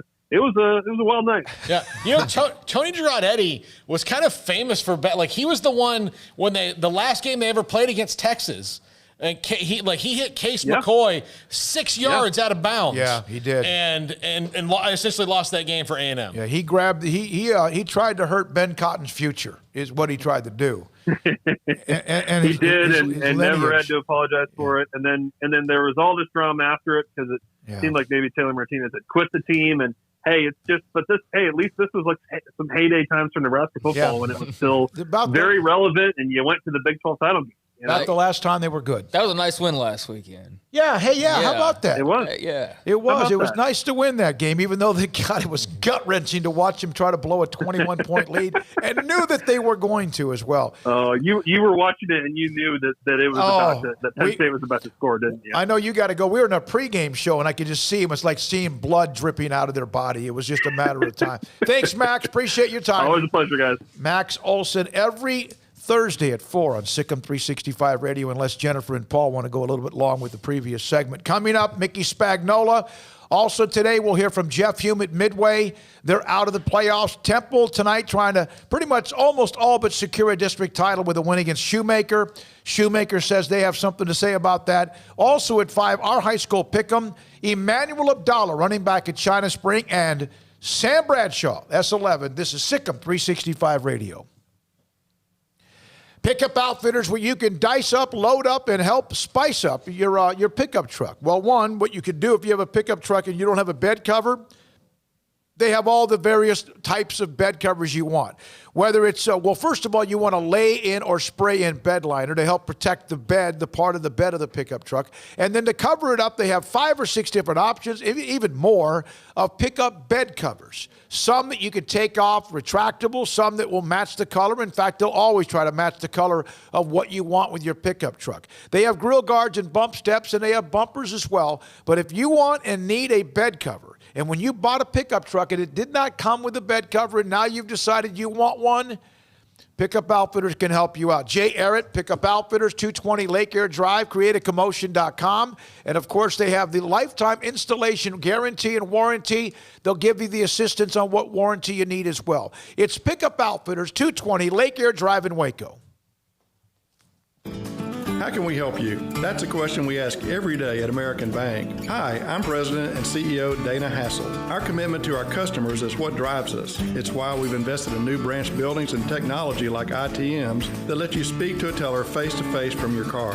It's why we work with local businesses, helping Waco grow and thrive. And it's why decisions about your accounts and loans are made here in Waco by people who know you. How can we help you? Find out at American Bank, member FDIC. Boozers is the wedding ring store and more. If you're ready to get engaged or already married and want to upgrade your wife's ring for a special anniversary, Boozers is the place to go. With the largest selection of premier quality diamond engagement rings and wedding rings in Central Texas. They have 7 cases with over 300 styles of rings from top designers like Natalie Kay. Choose from yellow, white, or rose gold, plus beautiful top quality loose diamonds. With an in-house jewelry, they can also custom make anything you want. Bring in a picture or drawing and let Boozers create your one-of-a-kind pendant or ring. They can even use some of your old gold and diamond jewelry to create something new.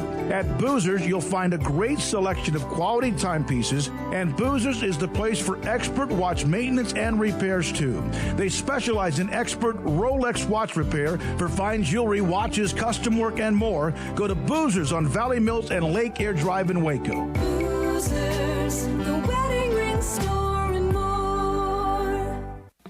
Born in Waco, Brotherwell Brewing exists to serve the Central Texas community with locally crafted beer of the highest quality. They want to bring Central Texas closer to the brewing experience so everyone can enjoy well-made beer as much as they do. For 2.5 years, they've been bringing high-quality beer to Central Texas at their location on Bridge Street in East Waco. And this football season, you need to stop by on game day for curbside pickup or stop by their tent next to Sic'em365 at Brazos Parking for your pregame refreshment. Brotherwell Brewing believes in community and bringing people together to enjoy products made in their community. So for your game day, whether it's a tailgate or at home, stop by Brotherwell Brewing for high-quality craft beer made right here in Central Texas, 400 East Bridge Street, and check them out online at brotherwell.com. How did Edward Jones become one of the biggest financial service companies in the world? By not acting that way. Financial strategies, one-on-one advice, it's a big difference. And that's why Brad Wilson, your Edward Jones financial advisor, makes sense of investing. Experience the difference for yourself. Brad Wilson, 250 Sharon Drive in Woodway, 254-776-4337. Edward Jones, member SIPC. A Ideal MRI is a small family business right here in Central Texas. We're open to support you while lowering the cost of healthcare bills. When you need an MRI, ask your doctor for an Ideal MRI. Visit us at idealmri.com or call us at 833-IDEAL-MRI. At Baylor University, students find their place to shine. They're faithful friends and inspirational leaders. They're championship teammates and independent thinkers. They're on the cutting edge of high tech and in the halls of history. If you want to make the world a brighter place, you can. And if you want to shine in your own way, you can. The spark you need is already inside you. Bring it to Baylor, where lights shine bright. Sliding, throwing, touchdown Dallas! CD Lamb! Welcome back to Sic'Em365 Radio. It's time for our weekly segment with Mickey Spagnola of DallasCowboys.com. Brought to you by the First National Bank of Central Texas, with 5 locations to serve you. All right, we're back. Mickey Spagnola joins us on Sic'Em365 Radio. Mickey, the Cowboys obviously with the off week, and now Minnesota, and it looks like they take on the Vikings at just about the time when Minnesota's getting pretty hot. What concerns you the most about the fact that they're playing better Minnesota, so is Dallas, or the fact that Dalvin Cook is the running back and Minnesota can run the football well? Yeah, I worry about Dalvin Cook. They run the same type of offensive running game that Cleveland did. Remember, Stefanski now at Cleveland had been the offensive coordinator at Minnesota, and they didn't stray very far from his running system. It's kind of like an outside zone running attack that Cleveland hit the Cowboys for 307 yards. So they're going to see it again, and we'll see if the improvement we've seen in the last 2 weeks against the run is for real. Because if it's not for real, they're going to have a long afternoon in Minneapolis. He's awfully good. He's awfully good in space, David, and that's what they try to do with him. And what the Cowboys have to do, if they can go to school on what the Bears did this past game, basically kind of bottling him up at the line of scrimmage. They did a good job of controlling the gaps, controlling the edges, didn't let him get outside. And that's one of the things that the Cowboys improved on against Pittsburgh. I thought with the combination of Neville Gallimore and Antoine Woods in the middle, they did a better job of holding up inside and keeping their linebackers clean. And so they're going to have to do that again, and the defensive ends are going to have to set the edge against the run. They can't be thinking sacks. They've got to be thinking stop the run first. Mickey, Chido Awuzie is back, and it's interesting to say a guy who's had, he hasn't hit the potential the Cowboys wanted him to have yet, but that's a big get back for the secondary that loses Trayvon Diggs and has been really bad all year, isn't it? Yeah, absolutely. I mean, that's a lot of experience too. Not only is he talented, but it's a lot of experience to bring back into that secondary. He's been gone since the second game of the season. And I think that they've suffered from that. So this game, assuming that he starts at corner on one side, Anthony Brown on the other, Jordan Lewis in the slot, will be the first game all year that they had what they considered their top 3 corners going into the season on the field playing at the same time. They haven't had that yet in 9 games. Mickey, I guess Andy Dalton talked to the media coming back from COVID and made mention he's still feeling some effects, but what was kind of the overall message from Dalton? Yeah, I think that, he certainly missed it, having to go through first the recovery from the concussion. And as he pointed out, just as soon as he seemed to be recovering from the concussion and able to start doing some physical activity, he comes down with the coronavirus.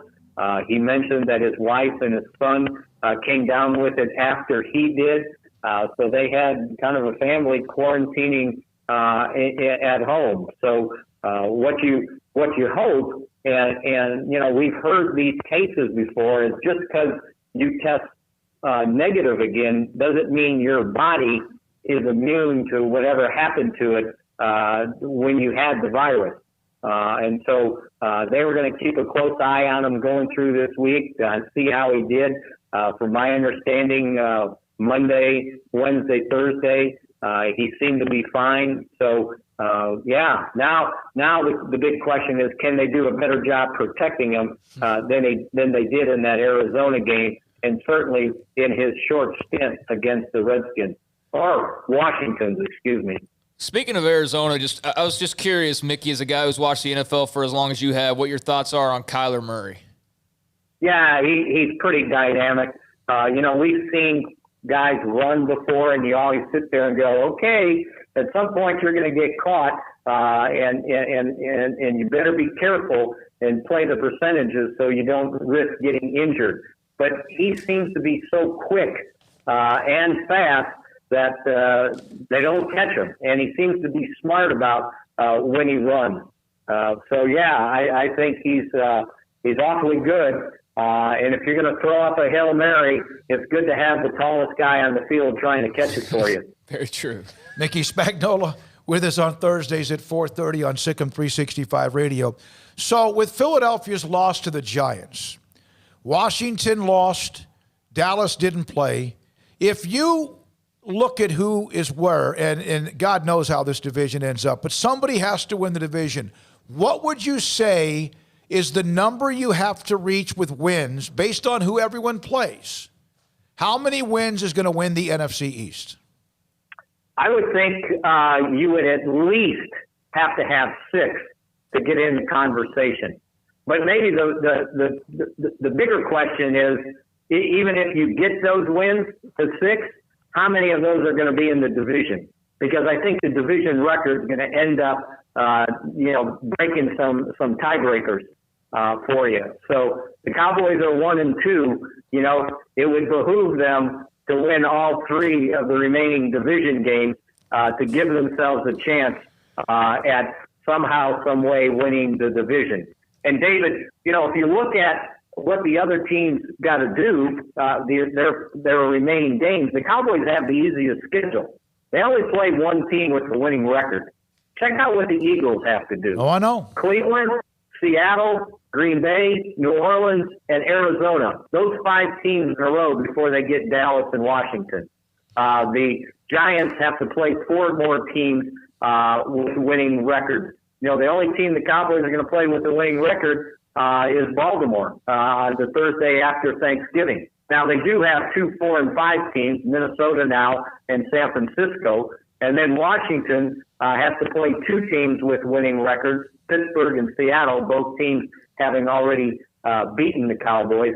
So, when you look at the schedules, the Cowboys should have, if the records mean anything, and we know week to week they probably don't, they should have the easiest road if they can play well against teams of their own ilk. Yeah, that's the key. The ilk. I like that. That just sounds it sounds nasty. They're all kind of in the same boat, right? That's kind of thinking. Yeah. It's really bad, Mickey. And I want your opinion on this, because there are a bunch of people in the Dallas media who are now, team tank and all that. I contend that while it would be great if the Cowboys had the 3rd pick in the draft any year, that it's still the same people picking, and you still have to pick the right guy. That if they hauled off and won 2 or 3 more games and even didn't make the playoffs and wound up in a worse draft position, that's not the worst thing in the world going forward for a first-year coaching staff, is it, to have some momentum going into year 2 and not just hoping you get the 3rd pick in the draft or 2nd, whatever? I think, and you mentioned it, a new coaching staff. I think the biggest thing is to establish a winning culture. I don't think you want to sit here and lose every one of the rest of these games and then come back, if you indeed get to come back in April, and you're sitting there going, God, we were 2-14. We're no good. You don't want that. You want some momentum. And if it's not momentum just for this year, it's momentum for next year. And again, all this talk about your spot in the draft, you never know when a CD Lamb's going to fall in your lap at 17, right? Mm-hmm. So I just don't believe in that stuff. Maybe it's good for the NBA because they don't have that many players that are that good after you get past maybe the first 5 or 10 guys. But in the NFL, there's players out there. Which, by the way, watching that draft last night, I didn't know any of those guys. There were maybe 3 or 4 that I did not watch it. First of all, I just saw a summary of it. And that's kind of how I do a lot of things now. I don't watch the 3 or 4 hours or 8 hours or all the discussion. I just kind of go, okay, how can I get a summary?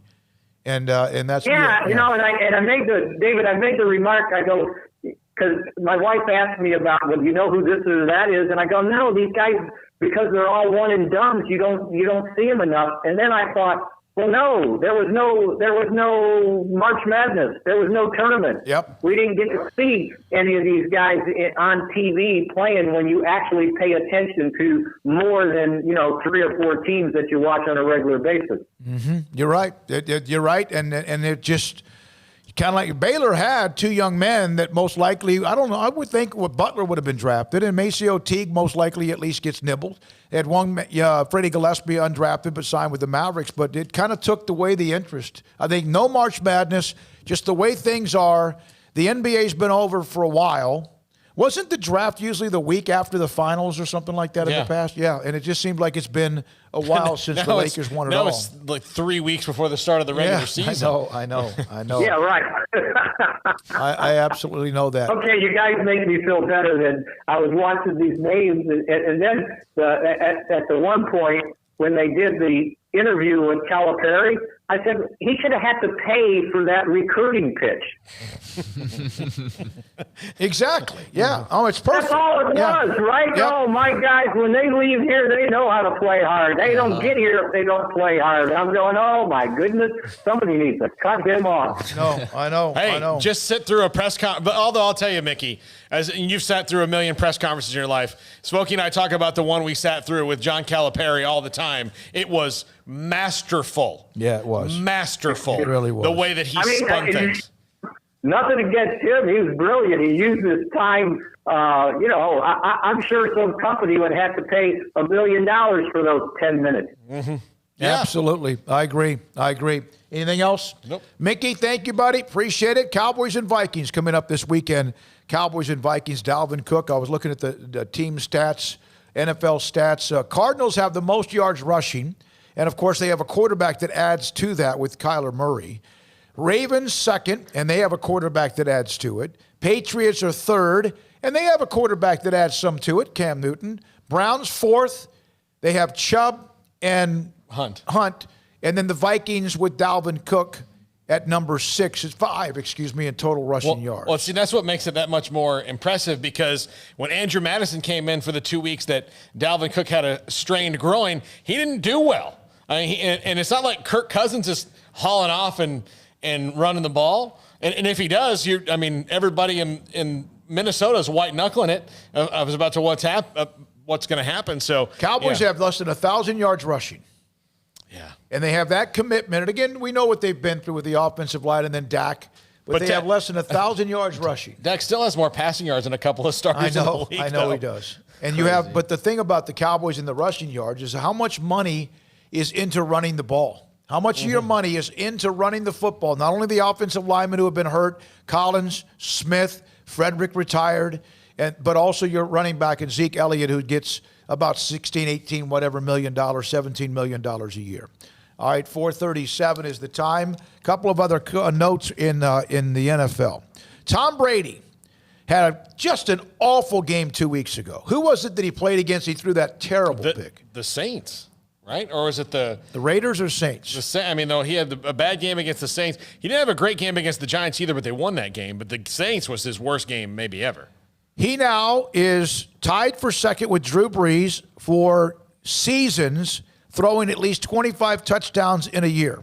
Peyton Manning had 16. Brady and Drew Brees, both current, have 14. Now, Brees has 18 this year. And we don't know how much he's going to miss because of the cracked ribs and whatever else. Yeah, Matt Rule should have been on our show last Friday before playing Tom Brady to get that that SicEm365 bump because although I don't think anything could have done it because they drew Brady at the wrong time, coming off one of the worst losses of his career. That's just wrong place, wrong time for Carolina. I agree. Has Russell Wilson taken himself out of the lock to be the MVP in the NFC? Yeah, I think so. Or even in the NFL. Yeah, I think so. Mahomes will still be a part of that picture. He could play his way back into it, obviously, but I mean, right now, the last couple of weeks of the turnovers, it's been not good. Yeah, that's interesting because they're kind of Baltimore lost to New England. Of course, the weather was awful, and then you saw the Seahawks in that division is just really good. That division in the NFC West. Boy, the Cardinals and what Cliff and Murray are doing was a miracle win. But every team you seem like you get one of those every year, even if you're not very good. The Cowboys have a miracle win. Yeah. All right, I want to ask you guys this question. So Cliff Kingsbury was a below-average college coach, but he was good at certain things, but there are things you have to do as a college coach that clearly he couldn't. He was very young. He couldn't master, but he has a brilliant offensive mind, which we know, and he's got a personality that draws players in. So I think that in the NFL, where in the NFL you can go take a job, you have a general manager that goes and gets your players, and then he's got Vance Joseph, who's a well-respected defensive coordinator. You hire a defensive coordinator and say, listen, I'm not going to get in your way. Tell the general manager who you want. I got your back, and I'm going to go and run this offense. I think Cliff Kingsbury's the perfect kind of NFL coach, don't you?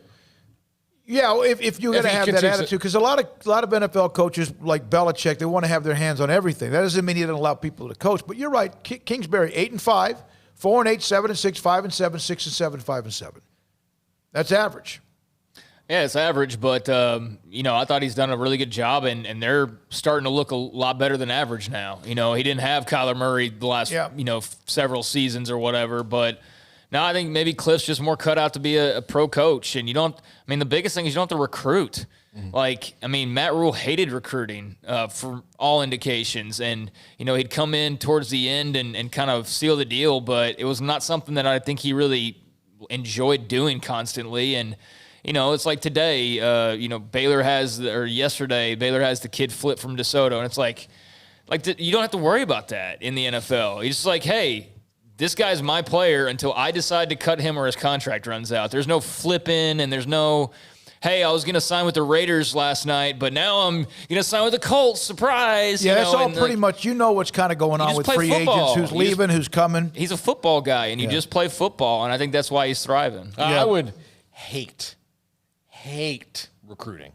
Well, I'll tell you what I've got. I can't kiss people's butts like that. I would be terrible at that. Especially if I'm 60 years old and this is a kid. And I can only tell you this, just as someone who used to be as locked into that with every player that was getting recruited at a Division I level or around that time, I would have known everything what they were doing, every visit, and now I've lost not so much interest in keeping up with it, but interest in trying to keep up with it day to day because there's so many decommitments.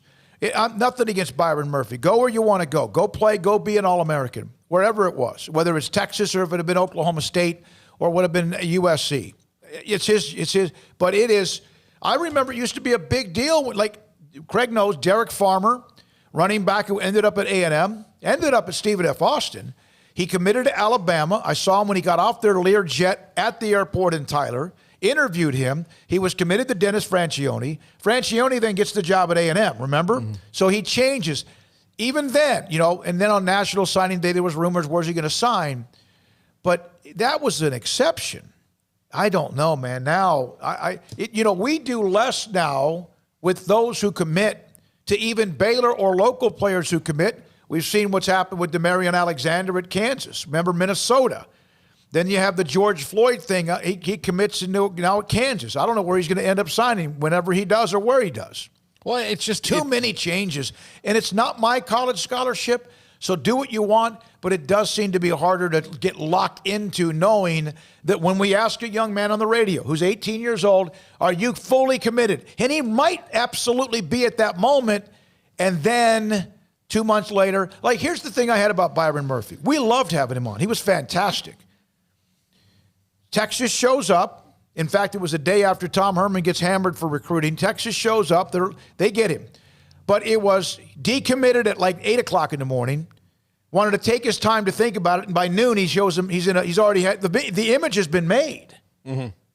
Yeah, it's just that's how it is, and that's why and a couple of years ago, you and I talked about the decommitments and how maybe we need to just focus on the actual signing days as opposed to the commitments, because again, if you've got 7, 8, 9 months before you're going to go, and you are a highly coveted prospect, the coaches are not going to they're not going to stop they're not calling going to stop unless you are, I'll just say like Tanner Mordecai basically told coaches like, no, I'm done. And he was emphatic about it, but he's an outlier because a lot of times, if I'm sitting at home and the defensive coordinator from, a top 10 university calls me, even though I'm committed, I'm still kind of curious to take the call, aren't you? Yeah, I'm a human being. Used to be a time when some of the blue bloods could control whether you took those calls or not too, but now it's hard to do that. It would be hard, as Craig mentioned it, you mentioned it, to deal with 18-year-olds and their emotions and people coming at them and wanting, and then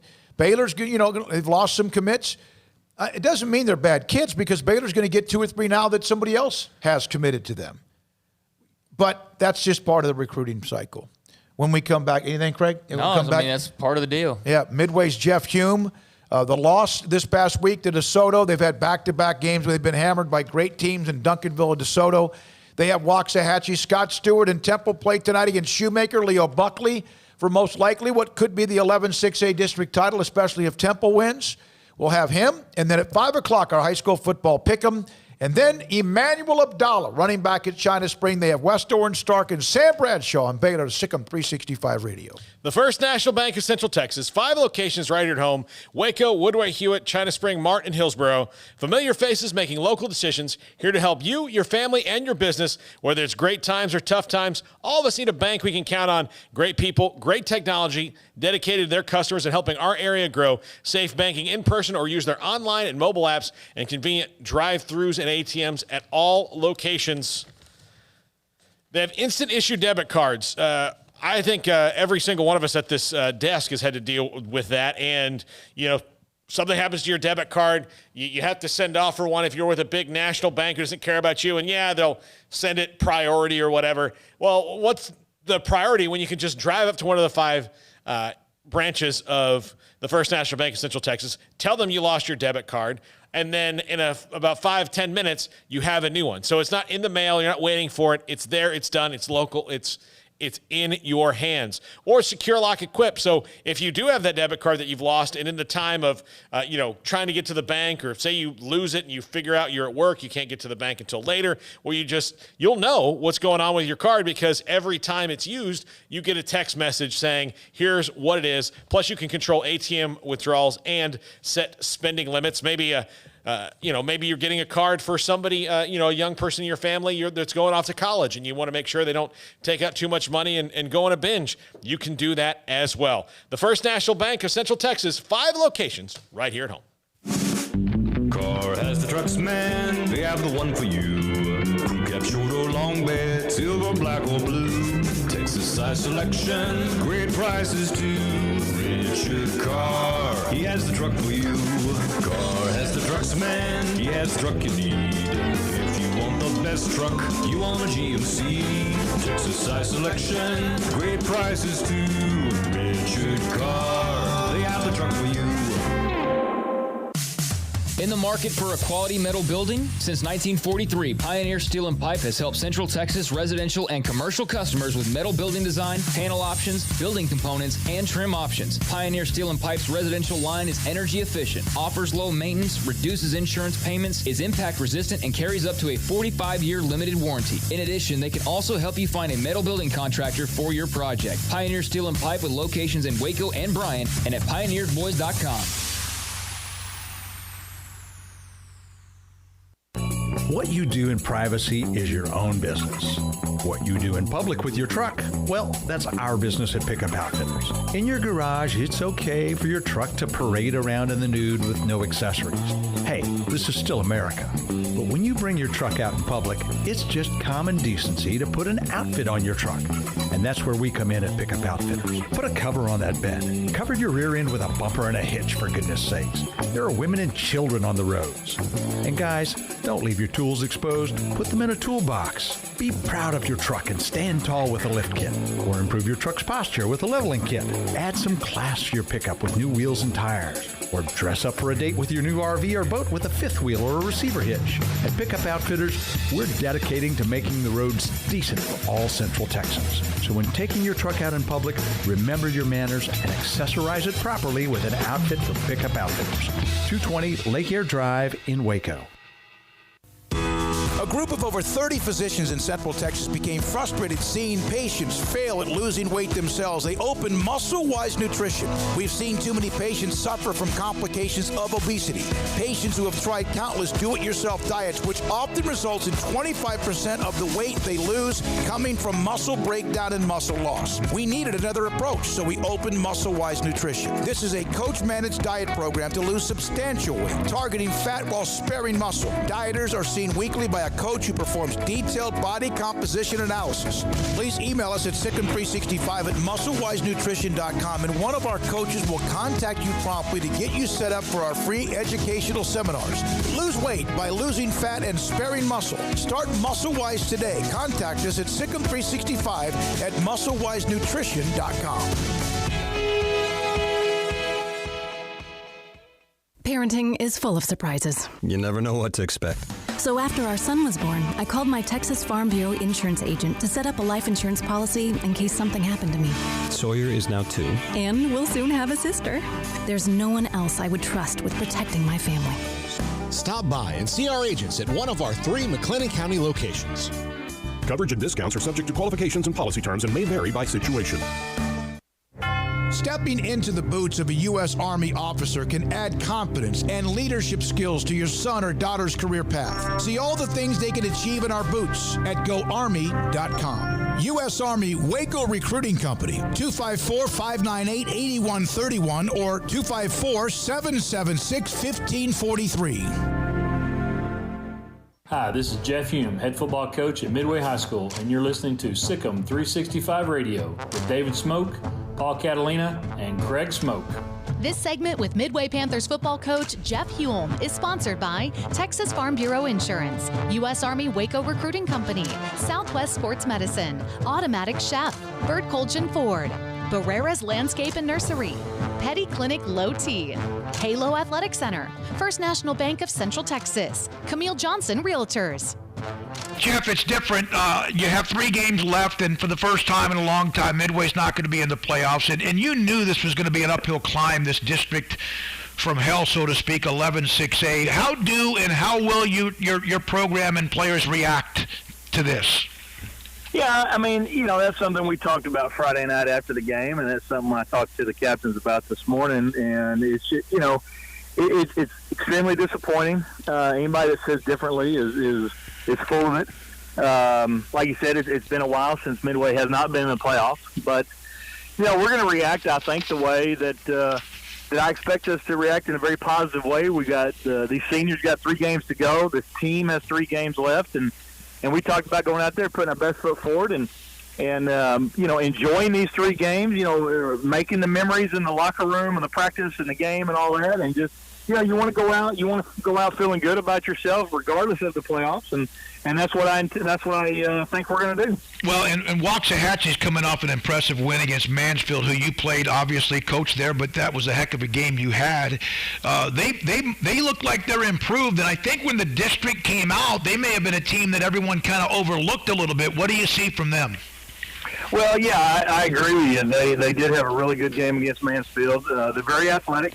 They've made a switch 2 weeks ago by moving the receiver to quarterback, and that has sort of catapulted them forward, so to speak. Anytime that young man touches the ball, excitement happens. He's always getting a first down and making big plays, and their defense has stepped up too. They held Mansfield to 7 points, which so that shows right there they're a pretty good defense, and so they might have been overlooked, but if you looked at what they've done in the past track-wise and other districts they were in, they've always been athletic and competitive. So, they got hot at the right time. Jeff, you have 3 games left, and you owe it, I think, maybe to the seniors to finish out with whatever you can possibly do, no matter who the opponent is. Because they don't play, most of them will never play another down. And yet you have 3 games left. What's the fine line of letting them make sure they get their last 3 games and then also getting a glimpse of the future? Right, and that's a fine line. But, I'm going to lean, toward the seniors, and I think I do that with every year, just because they're seniors. And we're gonna approach every game, and the coaches are gonna coach hard. We're gonna game plan every weekend. I mean, we're not taking these 3 weeks off at all. That would be a disservice to our program and to the seniors and everybody else. And as long as the seniors and this team comes to work every day, I think they'll have a good 3 weeks of memories. Like really this whole year, even though it's been a bad year, there were a lot of people early on, as you and I talk about this, we weren't for sure we were going to have a season. And there's been teams that have had to, forfeit a playoff game because of this stupid virus. And that's where we are now. Can't go backwards. But, we're gonna look forward to these 3 games for these seniors. And in the same token, we are paying attention to our younger guys, whether it's the sub-varsity games or a practice. We've moved several of the young guys up to practice and to play with us these next 3 weeks. So we're going to get after it and see what happens. Looking for quality plants at great prices? Barrera's Nursery and Landscape Company at 201 Sun Valley Drive in Hewitt is the place for seasonal plants, shrubs, trees, and perennials, as well as bulk material of landscape rock. Barrera's Nursery and Landscape has been locally owned and operated for 22 years. Give us a call at 666-9806. That's 666-9806 for all your landscaping needs. Barrera's Nursery and Landscape Company. Open Monday through Saturday, 8 until 5:30 on Sun Valley Drive in Hewitt. Automatic Chef Canteen is a full-service micro-market, vending and office coffee provider with state-of-the-art vending equipment, a wide variety of products, and offering custom-fitted micro-market vending office coffee solution for your employee break room. You want a full break room solution and workplace oasis? Well, Automatic Chef Canteen, locally owned and operated for over 50 years in Central Texas, also includes in-house mechanics on call 24/7 for fast, reliable service and maintenance. Automatic Chef Canteen, 6900 Imperial Drive, AutomaticChefCanteen.com. Hey guys, Scott Stewart here, head football coach of the Fighting Wildcats from Temple High School in Temple by God, Texas, and you're listening to SicEm365 Radio with David Smoke, Paul Catalina, and Craig Smoke. This segment with Temple Wildcats football coach Scott Stewart is sponsored by Texas Farm Bureau Insurance, U.S. Army Waco Recruiting Company, Southwest Sports Medicine. The Grey Wolves, they've been building to this. Shannon Hall before and then now Toby Foreman. They've kind of been building to this level of where they can be dominant, and they have been. They've got a very explosive offense. Coach, what have you seen from them this year? Well, they've got so many weapons. I mean, and Coach Foreman does a phenomenal job. You can tell the culture has changed. I know Shannon did a great job over there, and then they kind of had a couple of years of setback, and Toby came in, and he's kind of revamped and revived the culture over there. And so you get a couple things going. You got some unbelievable athletes, and then you got those kids growing the same way. It makes for a dangerous concoction. And they've been doing a really good job. They score 100 points a game, and they're very explosive, and there's so many of them. I mean, they've got 2 running backs that can go in any time. They've got a quarterback that can throw it in. He can run it at any time and go to the house. They've got a couple of really, really, really good receivers. They've got a big offensive line. Just the personification of explosive offense. And so, that's what you have to do is try to make them earn it and not give up the cheap ones, because they have scored a lot of explosive plays this year.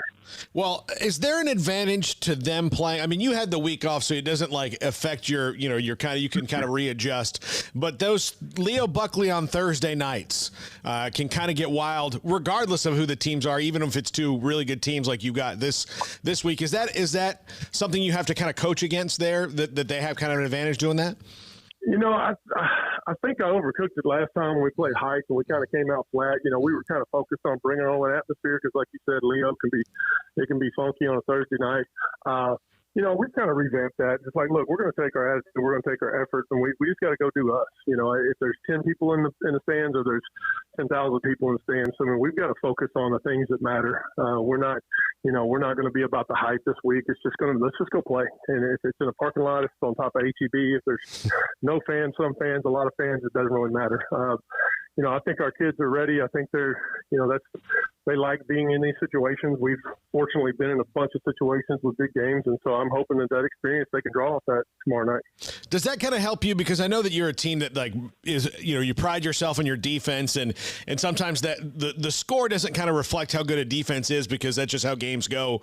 But because you've got two teams that can be explosive here, you kind of adjust your expectation for what a solid defensive performance is, knowing that there's going to be some big plays on either side. Yeah, I think the method going in is just try to make them earn it. It's the explosive plays, the 50, 60-yard plays are the ones that they live by it, and B, that can just suck the wind out of your sails. And so, we just got to try to make them earn it. There's going to be a premium on fits, and there's going to be an extreme premium on tackling these athletes in space, and they do a good job of it. I mean, they spread it for the sidelines, and they just dink and dunk and get them in space, and small plays can turn into big plays in a hurry with guys like this. Now get employee pricing for all on new Jeeps from Allen Samuels. Just in time for the holidays, Grand Cherokee Limited has 0% for 84 months and no payments for 90 days. Or pick a cool Jeep Compass or the rugged Jeep Renegade Subcompact. Take your pick because both feature employee pricing for all. 0% for 72 and no payments for 90 days. It's the Black Friday sales event at Allen Samuels. Your friend in the car business. With so many companies and policies out there, it gets so confusing shopping for insurance, and I never know if I'm getting the policy that's right for me. Luckily, I met the team at the Niche Group Insurance Agency. With the Niche Group, you can go to one company and get access to coverage options from many insurance carriers, and you get to speak to a real person about your specific coverage needs. With the Niche Group, I know I'm getting the right coverage at the right price. If you need insurance, talk to the experts at the Niche Group at 1-800-258-8302.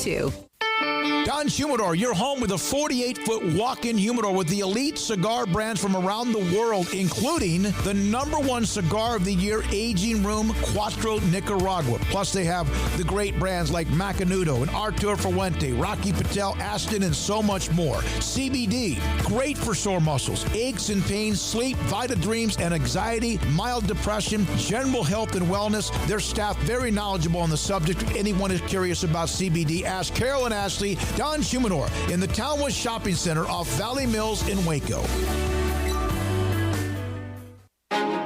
Texas board-certified personal injury trial lawyer and Baylor alum David Willis and Baylor alum Parker Willis are ready to help if you or a loved one has been wrongfully injured in an auto accident, SUV rollover, industrial accident, 18-wheeler crash, or were seriously injured by a defective product or recall drug. Call them for a confidential and free case consultation at 1-800-GOT-HURT or visit them at texastriallawyer.com. Principal office located in Houston, Texas.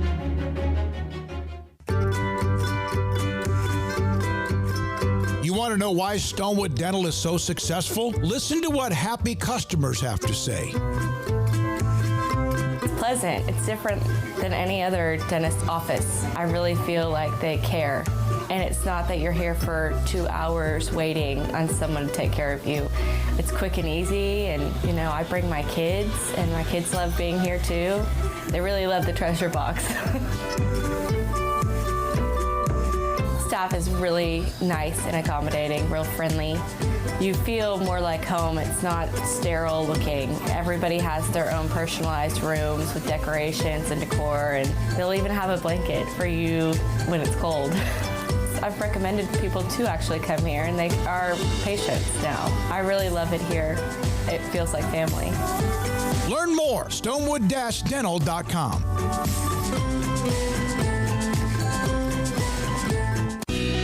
Let Camille Johnson Realtors guide you seamlessly through the process of buying your dream home or selling your current one. Commercial, farm and ranch, or residential, Camille Johnson Realtors can smoothly and successfully lead you through any transaction. With a team of 28 experienced agents who are excited about serving you, Camille Johnson Realtors services the entire greater Waco area. If you're in the market to buy or sell, contact Camille Johnson Realtors, 104 Midway Center in Woodway, or find them online at www.camillejohnson.com. Camille Johnson Realtors, elegant, charming, warm. Welcome home. Welcome back to Sic'em365 Radio. The 5 o'clock hour is sponsored by Edward Jones Investments with financial advisor Tom Albers, staying in touch with you and your money through these difficult and changing times. Edward Jones, making sense of investing. Now here's David Smoke, Paul Catalina, and Craig Smoke. All right, here we go. Sic'em365 Radio at 5:20. My conversation with China Spring running back Emmanuel Abdallah. The part of the interview that I like the most is when he did something when he was in 8th grade, he got in trouble, and how long it took for him to be able to sit down after his mother got to him. Like the old-fashioned way. Oh, okay. Like he was never going to get in trouble again. And then Sam Bradshaw breaks down many things Baylor at 5:30. All right, ready, guys? Right now, Craig, you're 4 back. Grayson has become a little annoying. It's 6 back. Well, He's been chipping away. He hasn't become annoying. Grayson always was annoying. He is and you're just noticing it now. is. Okay. Oh, there's the standings right there on the screen. There you go. Armstrong, thank you very much. Those last week's standings, Craig went 16-4. I got to say something about Dylan. He actually called me, and there was a game that I gave him a win. I forgot who it was. He picked the wrong team. He told me that. 16-4. He went to 15-5. There's a chunk there. And overall, there's the overall standings, and here we go. All right, Craig, midway at Waxahachie. I'll take Waxahachie. I'll take Waxahachie. And so will I. Temple at Shoemaker tonight. That is going to be a doozy all around. I know it's not my pick, but it's going to be a doozy. I'll take Temple. I'll take Temple as well. I'll also take Temple. All right. Ellison and Belton. And see, from here on out, after, then who knows? Ellison and Belton, I'll take Belton. I'll take Belton. Yeah, I'll take Belton. Okay. Paul Catalina, the Roos against Harker Heights. Harker Heights with a huge win against Shoemaker. Yeah, I'll take Heights. I'll take Heights. I will too. All right, Craig, Timberview and Aledo. Take Aledo. I will take Aledo. Paul? Aledo. Guys, this is boring so far. This is not good. This is all we have. I've even thrown in some statewide games. You got to pick who you think is going to win. Like, it's early yet, so. Wilmer Hutchins and La Vega. Now, this is when it starts to get a little bit dicey. Kennedale and Melissa. I'll tell you right now, I gave you guys the records. Kennedale, I think, might be 11-0, and maybe Melissa's 9-0 or 10-0. I'll take Kennedale. I'm going to take Melissa. I'll take Kennedale. All right. Salado and Belleville. Here's another one of those. It's pretty much a toss-up. I'll take Salado. Salado. All right. Paul, West Orange, Stark, and China Spring. China Spring, for their reward of beating Jasper, gets to play West Orange Stark. It's hard for me to pick against West Orange Stark. I want to pick China Spring, but I'd pick West Orange. I'm taking West Orange. So will I. Craig was, on record, the one that picked China Spring to beat the heavily favored Jaspers last week. Yeah, I don't know how this season will end up, but I was very proud of that pick. You should be. Yeah, I mean, when you're talking about the game was a little bit closer when you see the various index like Jerry Forrest and Pigskin and others. It was a closer game. But, boy, China Spring jumped all over them. Mount Vernon and West. We highlighted that game with the interview yesterday with Art. And I believe this is, Paul, your turn. I told somebody I was going to take West, but then they gave me some other information, and I'm going to take Mount Vernon. I'm going to take Mount Vernon. So will I. Craig Allen, Grandview and Tatum. Grandview. Now, you're right, and that's who I will take. They run 3A Division I, but Tatum is a team with Kenrick Malone, their quarterback. They can run, but not who they used to be. Yeah, I'll take Grandview. Okay. Lorena and Crockett, it doesn't matter. Lorena. Crockett. I was going to take Lorena anyway, but Lorena. I'm going to go against the grain here, and I'm stupid, and I'm saying it. I've done this is what's gotten me in trouble and allowed people to annoy me at the top of the standings. Shallow Water, I think, is 11-0. Pilot Point is 8-3, but their strength of schedule is unbelievable. Gunner, Salina. Argyle, excuse me. I'm going to take Pilot Point just to do something different. Paul. I'll take Shallow Water. Take Shallow Water. There you go. You guys. Canadian and Bangs. Canadian. Canadian. Yeah, me too. Cooper and Bosqueville's a heck of a game. I'll take Bosqueville. Take Bosqueville. Yeah, I'll take Bosqueville. Hey, Cooper's I think might even be a slight favorite in that. All right, Timpson, the Bears against Leon. Paul. Leon. I'll take Timpson. I'm going to take Timpson. Wellington and Wink. Craig. Wellington. Wellington. Paul. Wellington. Tenaha and Bremond. God. We're all going the same direction a lot of these, but it very well could turn out to where we're all like 10-10 this week. Tenaha has that J.J. Patton. Bremond, man, the way they lost to Mart a couple of weeks ago really stunned me, the way how one-sided it was. They've met many times. I'm going to stick with Bremond. I had them, and then I was going to change my mind. I'm going to stick with Bremond. Paul? I'm going to take Tenaha. All right. Greg? I'm going to take Bremond. All right. Hearn and Beckville. Hearn's undefeated. Beckville, I think, maybe has 1 or 2 losses. I'm going Hearn. Okay. Hearn. And now Abbott and Union Hill. And that's my pick. And I am going to go. I think Union Hill's a slight favorite. I'm going to go with Abbott. Union Hill.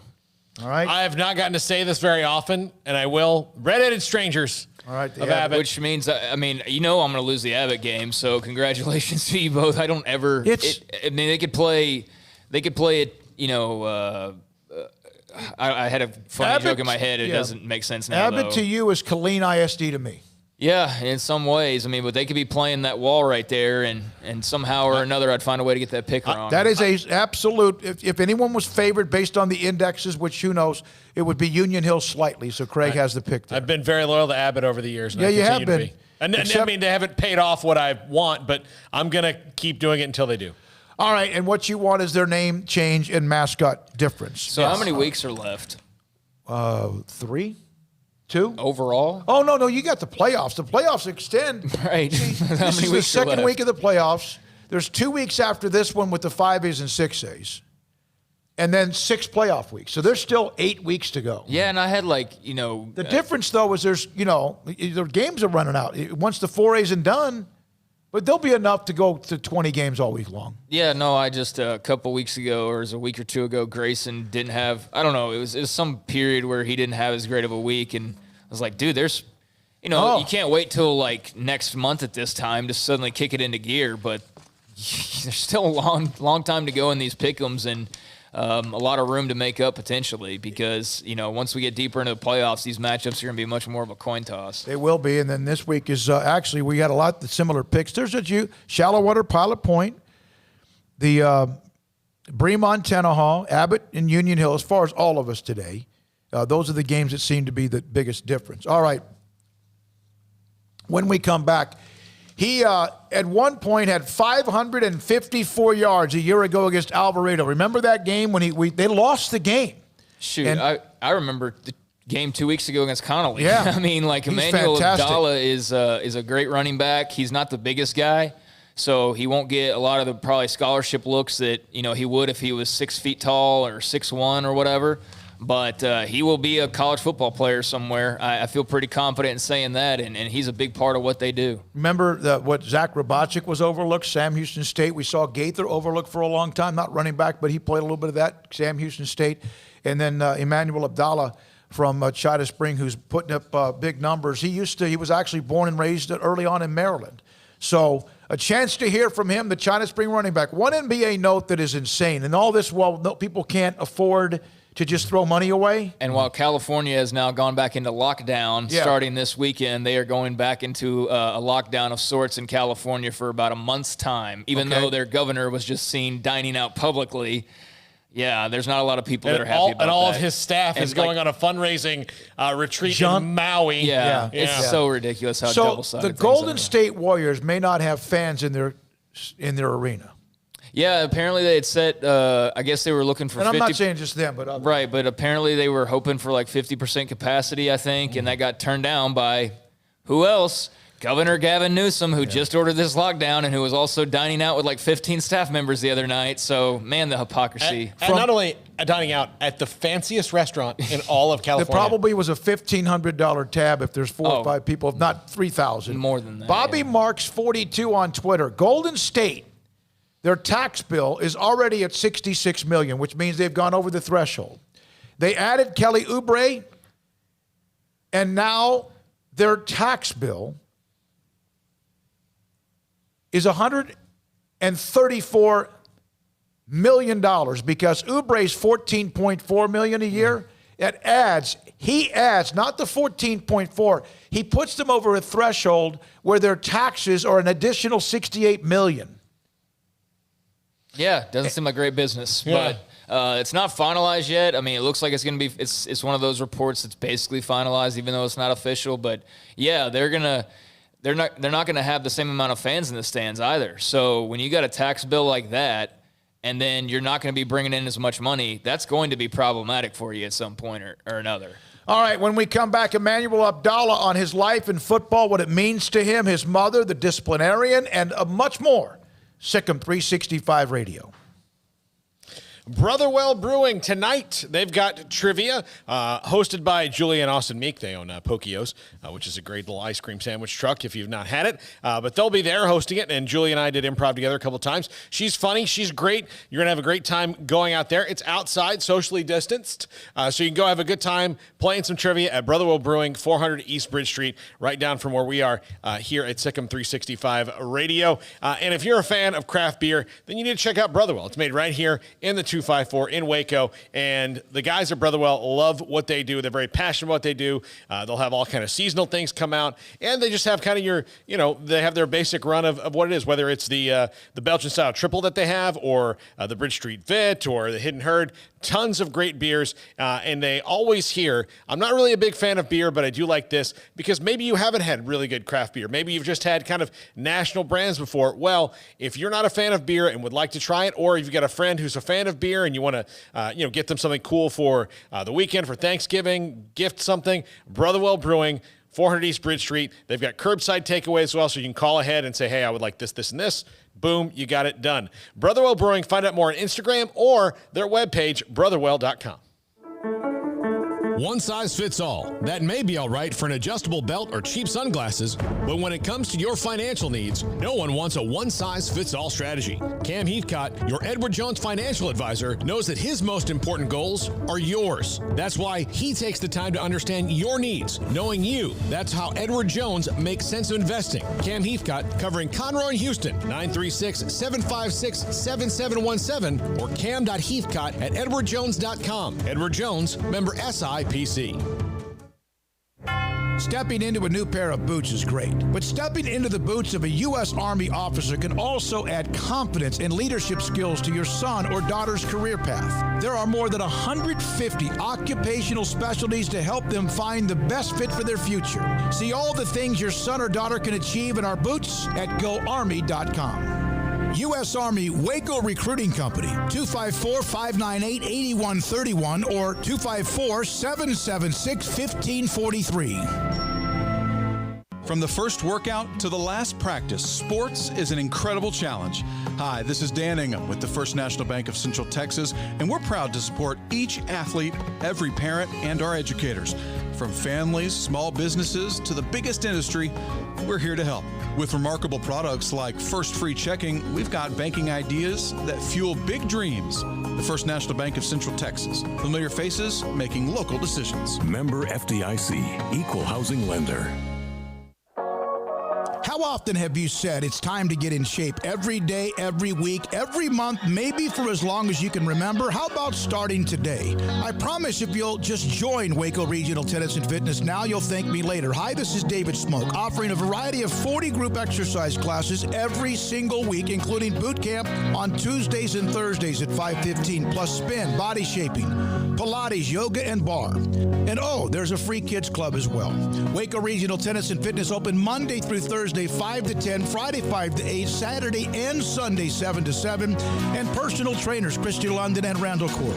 World-class tennis facility with pros Britt Coleman and Joe Rosa with lessons, camps, and special events. Spacious and clean workout rooms, locker room for men and women, both with a whirlpool and sauna, and now there's touchless bottle filling stations. No intimidation, tremendous camaraderie, an entirely new atmosphere, and yes, you can do this, but you have to walk through the front door. It's time to react today, not tomorrow. Waco Regional Tennis and Fitness on Lakeshore Drive in Waco. Have you tried a do-it-yourself program to lose weight? You may not know that in a typical do-it-yourself program, a quarter of the weight you lose is due to muscle breakdown and loss. With COVID harming obese and overweight patients, being at ideal body weight is more important now than ever. Over 30 physicians in Central Texas, tired of seeing patients fail at losing weight themselves, opened Muscle-Wise Nutrition. This is a coach-managed weight loss program that targets fat and spares muscle. The 4 Muscle-Wise locations have taken off over 19,000 pounds from Texas dieters in the last few years. The combination of coaching and weekly body composition analysis to target the fat loss are the keys to success. The coaches teach you how to eat and live a healthy lifestyle. Email Sic'em365 at musclewisenutrition.com today, and the coaches will contact you about their free educational seminars. Do not wait. Email today and start MuscleWise at Sic'em365 at musclewisenutrition.com. Welcome back to Sic'em365 Radio. The Sic'em365 Radio app is sponsored by Alan Samuels Dodge Chrysler Jeep Ram Fiat in Waco. Your friend in the car business at Loop 340 and east of 84. Come by. Let's be friends. China Springs senior running back Emmanuel Abdallah. They have West Orange Stark in the second round of the playoffs in 4A Division II on Sic'em365 Radio. That was a huge win against Jasper. Obviously, you guys were able to do pretty much whatever you wanted. How much did that win spark the team this week, and what was it like to be a part of that win? It's playoffs, so it's do or die. So when we got the win, we were very excited. But we're very humble and we're ready to go out and play. There was a lot of talk. I mean, I've covered high school football in the state now for nearly 40 years, and Jasper is a team that. And I know you're worried about West Orange Stark, but there was a lot of talk about Jasper, and there should have been. They were really good. What was the discussion among the team last week as you guys prepared for that game? No matter who you're playing, you got to go hard, maximum effort, give everything you got. So, we were excited. We were very excited to play. Now, West Orange Stark is a team that's won state championships. You know all about them. You know their defense is very stingy. You've had a chance to watch them now on film. Your thoughts about West Orange Stark and what you must do? They're a very good football team. So, we want to protect the football, of course, and, have positive plays because they're a really good team, and, they know how to win. Do you get motivated by how good their statistics are, what they do on defense, how few points and yards they allow per game? And when you watch them on film, why is it that they're that good? Well, they play hard. They play maximum effort. They don't take plays off, so we can't either. Yeah, they're good. They're really good. You exploded on the scene. Your school and those around you knew a little bit about Emmanuel Abdallah and what you could bring to the table. But then you had the monster game, the 500 and 54-yard game against Alvarado and all the touchdowns. What that meant to you, and is that when everybody all of a sudden you think realized the kind of player you were? It was a big game, and we fought hard in that game. We wanted to come out with the win, but we sort of we played with all our effort, and it was a good game. When you're in that moment, and I know you'd like to have gotten the win, but what was that like? Every time you touched the football, something big pretty much happened. And did you even, when you found out how many yards you had run for, what was that like? What was that like? What? Yeah, I didn't really believe it at first. It sort of didn't really make sense. It sounds like something that happens in a video game, but I was just trying to stay humble and focus on the next week. You think that that's when people might have known a little bit more about you, and not that was why you did it? You did it because you needed to. The team needed you to. What was your life like after that game? Nothing really changed much. It was the same old, same old. Got a couple congratulations on it. But yeah, it definitely got people talking a little bit. When you look at the history of Texas high school football, names like Earl Campbell, Cedric Benson, names like Jonathan Gray, names that have been some of the Kenneth Hall, some of the greatest names in the history of high school football in Texas, and there you are among those as far as one game. Does that mean anything to you?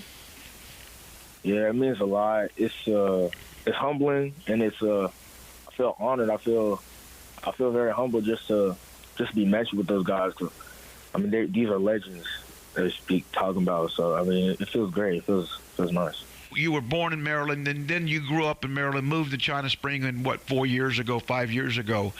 When you moved to Texas, did you know much about the history of the running backs in Texas? Is there anyone in particular that you started to kind of like focus in on, pay attention to? When I moved from Maryland, I was a chubby kid. I was on the line. My favorite player was what's his name, Terrell Suggs.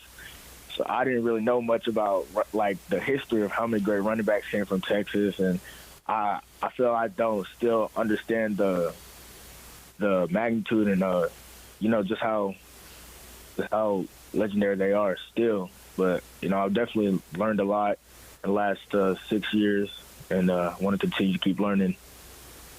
Terrell Suggs is a defensive player. Isn't that? Yeah, I mean, I can see that because of Baltimore, the Ravens, and how successful they were, and won a Super Bowl as well.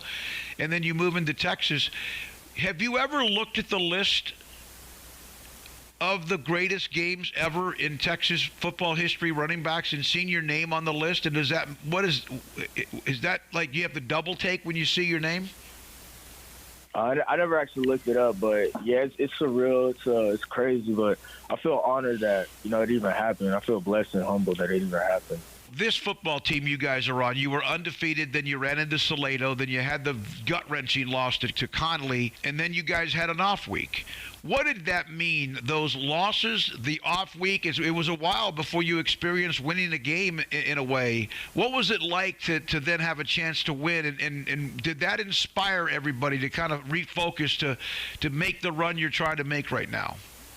It was needed in the moment. When you lose, you don't really see what's going on, but I think we can all appreciate that we did lose. It helped us refocus and regroup and really come out with the hunger and the drive that we I don't think we lost, but it just helped us. It helped make us more hungry. Your mom, Esther, told me you started playing football, flag football, when you were 5 years old, and that football, that's all that really is on your mind. Not that you don't do other things well. What was it like? What were you like? What did you think about the game, and how much do you love the game of football? I really love the game of football. That's what I'm doing 90% of the time. If I'm not watching film, I'm watching player highlights, or I'm watching college, or I'm watching the NFL, or I'm practicing. That's really, it's like what I love to do. So you're soaked up with it, huh? Yes, sir. When you're watching film, obviously you have an opponent coming up. When you're watching highlights or other people, are there certain running backs that you've watched that you mold yourself after, or you look at them and go, man, that's kind of like my style, or their style's like mine? Yeah, I try to take bits and pieces from different running backs. Like, I like Mark Ingram's, Derrick Henry's physicalness. I like Dalvin Cook's speed and agility. But, I like the way Aaron Jones runs with a little bit of an attitude. There's just a whole bunch of players you can learn from and lots of things you can take from each and every player. Your mom told me you're very compassionate. You're a giver. What does she mean? What is that about Emmanuel Abdallah? You're compassionate and a giver. I'm team first. I'm family first. I'm other people first. I don't really like to have a whole bunch of stuff just for me. I like to share. I like to give. I like to build people up.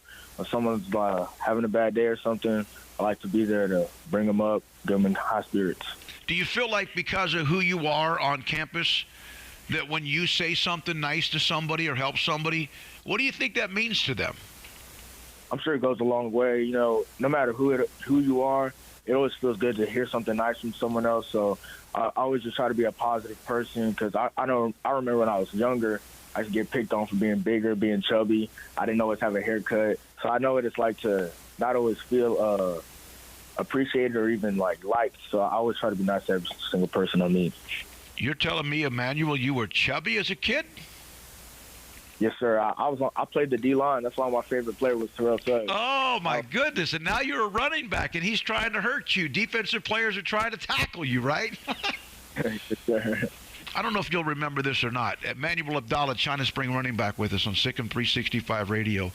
Your mom told me you used to sometimes goof around too much in class, and that one time, I think it was in 8th grade, that she got a call from the principal or something. Do you remember what happened that day or when she came to school to try to figure out what was going on?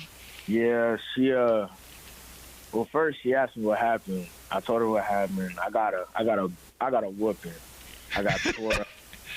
I mean, that was the last time I ever got in trouble, last incident, because I had to talk to one of my coaches, and they were saying, man, you can play, but you can't be getting in trouble. You can't be goofing around in class. Like, you got to be responsible. And they told me that how you act off the field is how you'll be on it. So you got to take that focus, that composure, that character with you everywhere you go, or else, I mean, you won't be successful. And that really stuck with me. What kind of whooping did you get? I couldn't sit down without a cushion for like a week. I spoke with your mother. She's a wonderful lady, but yeah, I can tell that she probably, when she gets upset, then you are in trouble. Yes, sir. No nonsense. No nonsense. When did you start singing? When did you start to learn how to sing? And I know you got to go to class, so you got to wrap this up pretty quickly. But she said that you like to make songs up, and you used to, whatever they were. Did you still do that as much? Do you have time to sing? Do you love to sing? And can you sing well? I used to sing a lot when I was younger. I used to just make up songs. I just make up songs about anything. But no, I can't sing as well as I used to. I'm not gonna lie. But yeah, I mean, I'll create a little melody, a little tune in my head every now and then, but no, I don't have the voice I had. Now your music is on the football field. I know in this COVID, and you can't take visits, and it's hard for people to come see you, but you're putting up huge numbers again, and you have this great talent. Do you feel, what's it like? I know right now you focus on West Orange Stark, but what about the future, playing college football? Is that something on your radar, and do you feel like it's just a strange time about maybe you're being overlooked a little bit? It would be a blessing to play college football, and no, I'm excited for the future. But yeah, I know. I'm trying to be patient. You know, I understand the whole COVID situation and how difficult it is for everyone. And you know, as far as being overlooked, I'm gonna just let God take control, because in the end, nothing in this world happens without Him. So I know He'll take care of me, and I'm just excited for the future. Emmanuel Abdallah, senior running back at China Spring. Emmanuel, thanks for your time. Appreciate it. Good luck against West Orange Stark. Thank you, sir. This is SicEm365 Radio.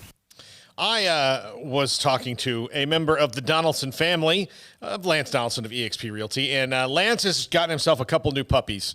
They're very small.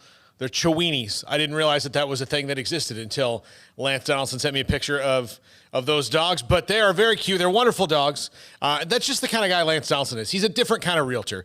He's a funny guy. He's a fun guy, and you're going to want somebody who's going to put you at ease, because buying a home is the most stressful thing you can do outside of moving into that new home, which is also stressful. So you want somebody who can take all that stress off you, who's going to hear what you want in a dream home and help you find it and get you a great price on the home you're trying to sell. So call my good friend Lance Donaldson, 254-214-3713, or online, lancedonaldson.exprealty.com. You can check out the listings he currently has, and you can just get to know him a little bit. Give him a call. Again, I promise you, Lance is going to be great for you. He's going to find you a great house. He's going to get you a great deal on the one that you have. Lance Donaldson, brokered by eXp Realty, 254-214-3713. At Baylor University, students can shine in their own way. Or should we say their own ways? Because there's no limit to the ways Baylor students make the world a brighter place. Whether they're leading a student organization or following a higher calling, getting advice from faculty, or taking part in world-class research, pursuing their dreams, or working toward their dream job, students find their place to shine at Baylor, where lights shine bright. Experience award-winning service and expert advice on Ram at Allen Samuels. We'll make sure your Ram experience is everything you expect and more. Now, during the Black Friday sales event, new 2020 Ram Lone Stars feature employee pricing for all, plus 0% for 84 months or up to $3,750 in values. Get an additional $1,000 if you own a competitive brand. No trade-in required. Ram from Allen Samuels. At Ideal MRI, we feel blessed to be a part of the Waco community. We're a small family business right here in Central Texas, and our goal is to bring down the cost of healthcare while maintaining high quality. At times like this, the cost of healthcare has never been more important, and unfortunately, significant illnesses and injuries still occur. That's why Ideal MRI is open and here to serve you through the difficult time. We offer premium MRIs just like a hospital with state-of-the-art technology and specialists, but you'll pay less. Sometimes thousands of dollars less, whether you're using insurance or not. At Ideal MRI, we accept most insurance and there are no hidden costs, even offering financing if that's needed. Everything included in the price, and you'll not get something as a surprise in the mail later on. If you need an MRI, ask your doctor about Ideal MRI. They'll know. You can schedule an appointment safely from home online in minutes at idealmri.com or give us a call, 833-IDEAL-MRI, idealmri.com. With so many companies and policies out there, it gets so confusing shopping for insurance, and I never know if I'm getting the policy that's right for me. Luckily, I met the team at the Niche Group Insurance Agency. With the Niche Group, you can go to one company and get access to coverage options from many insurance carriers, and you get to speak to a real person about your specific coverage needs. With the Niche Group, I know I'm getting the right coverage at the right price. If you need insurance, talk to the experts at the Niche Group at 1-800-258-8302. It's the heat of the summer, but the real heat is what you're cooking on the grill, smoker, or in the oven. So Waco Custom Marketplace can be your go-to playmaker for summertime grilling. You can't go eat anywhere else? Be your own chef with custom-ordered and cut ribeyes, sirloins, fillets, New York strips with a focus on high-quality beef at a competitive price. Waco Custom Marketplace also has fresh deli cuts with sliced turkey, ham, pepperoni, or corned beef. Waco Custom Marketplace also your home for the freshest seafood in town. Salmon, shrimp, mahi-mahi, great priced chicken products, whole birds, tenders, chicken breast, and wings. Waco Custom Marketplace with smoked items unique to Waco, house-made bacon, summer sausage, boudin, hot links, and German sausage. Every seasoning for every occasion, grilling, baking, or frying. Your hometown grocery store with canned goods, pasta, fresh baked bread, buns, chips, sauce, condiments to pickles, charcoal and lighter fluid, cold beer and wine, best kolaches in Waco, mouth-watering cinnamon rolls, and here for the community every single day, helping you avoid the long lines in crowded stores, serving quality products to the Waco community. Go online for the weekly value boxes. Family owned and operated Waco Custom Marketplace, 425 Lake Air Drive in Waco, or WacoCustomMarketplace.com. Welcome back to Sic'em365 Radio. It's time for our weekly segment with Sam Bradshaw of Sic'em365.com. All right, here we go. This 5 o'clock hour, Sam Bradshaw, S11, college football analyst, and much more with us on Sic'em365 Radio. Let's see now, Sam, we could go a lot of different ways. It's been a while since they played the game in Lubbock, but what in now 5 or 6 days later sticks in your mind? No game this weekend, but what is the thing that still sticks in your mind other than they should have won the game? Thanks for having me on, Smokey. There's a number of takeaways. I mean, I do think that there were some play calls that could have been a little different, and there were definitely some misreads. You definitely had some key mistakes, like the fourth down where nobody blocked the defensive end. That really bit them.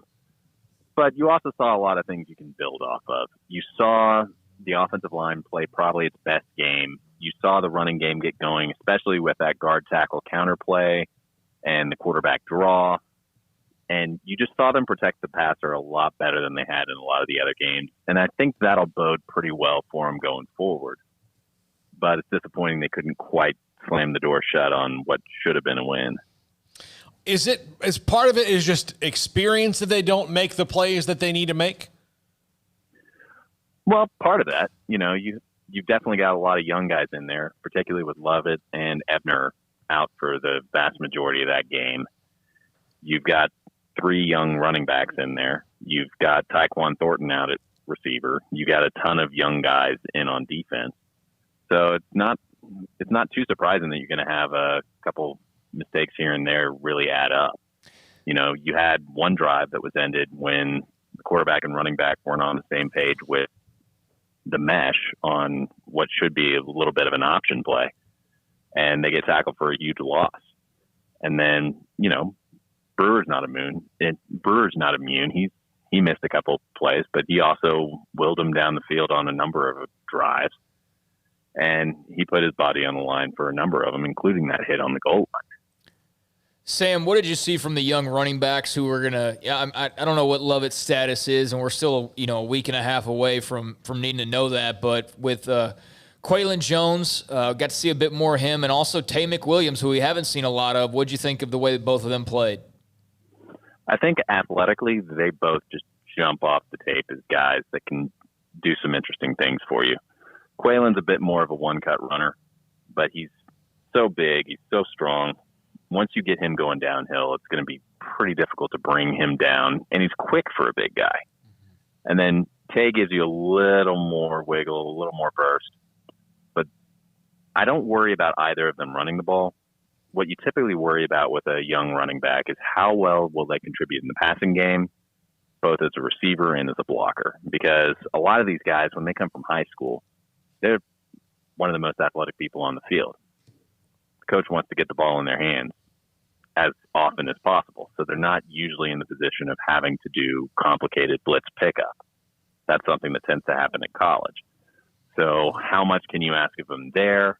I remember there was one play where both the tight end and the running back thought they were the guy running the wheel route. That's something that you're going to have some growing pains with, just because young guys haven't been as active in that part of the game during their playing careers because they haven't had to be.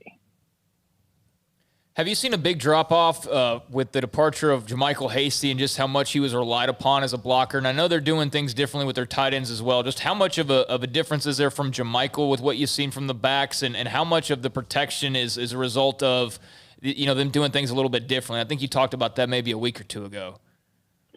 Well, I think the tailbacks have actually been pretty decent in protection this year. It hadn't been this giant fall off, but with the younger guys in there, it's a bit more of a priority. But with JaMychal Hasty, you knew two things. In addition to him being good when he was carrying the ball, you knew he was going to be as reliable as anybody in pass protection. And then when you put him out on a route, he was so laterally quick, you could put him on an option route and guys would have trouble staying with him. There was a long play I think it went for a touchdown before they called it back the penalty against Oklahoma State, where he ran a little option route, and then he kept moving after the fact, and he was just so on the same page with Brewer. It allowed Brewer's ability to buy time and Hasty's ability to be on the same page. It really allows you to extend drives, and I don't think he's quite on the same page with anybody the way he was there. But at the same time, I think they've got a good group. It's just how well will those young guys get into that aspect of the game. Just by listening to what we've asked and what you've said, if you would have said at the start of the year that they would play a lot of the year without John Lovett, some of the games without Ebner, miss half the season with Terrell Bernard, and Tyquan Thornton would never contribute much at all. Ben Sims has missed like 3 games now. But yeah, exactly. If you're all 6 of the depth chart on the D-line from that game last year. Yeah. You know what? And that's one thing that gets kind of overshadowed. But Cheaty, Hall, and who am I missing? That haven't even basically been a part of this thing, right? They've rarely played. Unless you're Adrian Peterson coming out of college or whatever, NFL, they won't look much to you, will they, if you can't pass protect? Isn't that going to be a critical thing unless you're a Darren Sproles or a type of player like that? And even then, they have to be able to do it? Yeah, because in the NFL, you know that you have to have a quarterback to win. And if you can't protect that quarterback, you become predictable, and it becomes a lot easier for you to harm the other franchises' golden ticket under center. And they pay good money for left tackles and for running backs that can block for that reason. You know, they want to protect their investment. Sam, defensively, what did you see from Abram Smith? How did you think that he filled in? I think he played pretty decently. Most of the film study I've done on the game since the game has been on the offensive side for a number of obvious reasons. But, you know, anytime a guy has double-digit tackles or anywhere close to it, he's generally in the right spot. And he showed some good range athletically. And he fits with some of the smaller, faster style of linebacker that we saw LSU use in the last few years under Aranda. I think he'll be a good fit. It's just he's not very seasoned, so I think you're going to see some good things. I think you're going to see some growing pains just because he's a converted running back who hasn't played a whole lot of linebacker. But I liked what I saw from him against Tech, and hopefully he can keep it going against K-State, OU, and OSU. Again, we're talking to Sam Bradshaw, S11, a college football analyst with us on Sic'em365 Radio. Jack, you got a question for Sam? Yeah, Sam, how important is it for guys like Christian Morgan on the back end, the safeties, to keep having good games to allow guys like Jalen Petrie to keep jumping routes, keep making these plays on defense? Well, obviously you want everybody on the same page, and you need to have guys that can cover for each other. But I also think that Petrie's interception was one where he just made a really smart play. They weren't asking a whole lot from the deeper guys in coverage. It was mainly just make sure you're deep. And, I mean, it's more complex with that with any coverage. But for the most part, you're playing two safeties deep. And he recognized on film that on a lot of the double slants that Tech didn't really hit the tight end on the inside slant very often, but they love to hit as a comma outside. And he just jumped that route, completely left the tight end alone, and he's off for a pick six. But yeah, you want those safeties to be in position to help clean up if you miss. You definitely don't want to do that if it's cover zero. Come off your guy and take away somebody else. Sam, with the corners, I mean, we don't, at least I don't pay as much attention to the corners unless they're directly involved in the play or, you know, it's an interception type situation. What have you seen from Riley Tejada and Kalen Barnes? It seems like they've had a good year, but I know you'd have a much different, you know, a better, clearer, more detailed viewpoint on the way both of them have played. And then I know Mark Milton's had some struggles, but has he been able to come along a little bit? I think Milton's come along a little bit. With Barnes and Tejada, you got two guys that are really athletic. I mean, Tejada is blazing fast, and he's been a reliable corner for him, playing a number of different styles for him over his tenure. And then Barnes just has insane track speed. He's the size speed matchup you're looking for at corner, and he's still making great plays, even with a giant club on his arm due to the cast. You know, those guys are one of the better corner tandems you've got in the conference. I don't worry about them being on an island with the amount of time that they ask them to do that. They don't ask them to do it a ton, but they ask them to do it a fair amount. And I think those guys can hold up. And I think Milton is coming along, kind of where Barnes was a couple of years ago, where he comes in, he plays well, but it's slow but sure progress. You know, I think by the time next year rolls around, he'll be another one that you feel like you can rely on. I don't know the sizes of Dabney compared to Sims. I would think Sims is larger. Sims is bigger. Because he's also older and maybe just a little bit more weight and tall. But I like this Dabney kid. He seemed like he's pretty smooth, elusive. It's too bad he did not see. He saw Charlie, but I think he lost track of where Schooler was. And I think Charlie never saw Schooler at the goal line when he got blown up on that amazing play that really did become back to be as big a play as anything, is also the Charlie interception. But do you like Dabney with what you've seen and in fact he's had to step in for a more veteran or experienced player? I really like what you've seen from Dabney over the course of the year. And as far as the play on the goal line, two things I'll say on that as far as Dabney's concerned. Anytime a quarterback takes off on a scramble, guys have to react, and it takes a little bit of getting used to the guy that's taking off. So I don't hold that at all against Dabney. And honestly, if they don't collide, Brewer might have still gotten in even with Schooler bearing down on him. And then also, you know, right after that, you've got 4th and inches from the goal line and you do a false start. Yeah. That made that play a lot bigger than it otherwise would be. Yeah, because then you had the ball still point blank right there. Although with them, who knows? Don't you feel more confident Quaylon Jones is going to get the yard than anyone else, even though Lovett's a physical guy? Don't you feel like he's going to get it? Well, Quaylon Jones is the prototype. That's a guy that with like strict timers, the kind of timers that you see at like combines and pro days, not somebody's cousin hand timing them out in the field somewhere. That's a guy that was a legit 4.4 coming out of high school at around 230 pounds with good lateral quickness to go with it. I mean, the upside is there, and he's physical at the point of attack. You really feel like he would be able to barrel through and get you some yards. And you see that with a lot of these young guys. I mean, getting back to Dabney, you've got a guy with incredible reach who's athletic. I mean, the guy can move. And once they get him in a couple off seasons where he can really get the kind of functional strength to be a much more solid blocker than he is right now, they're really going to have something with that kid.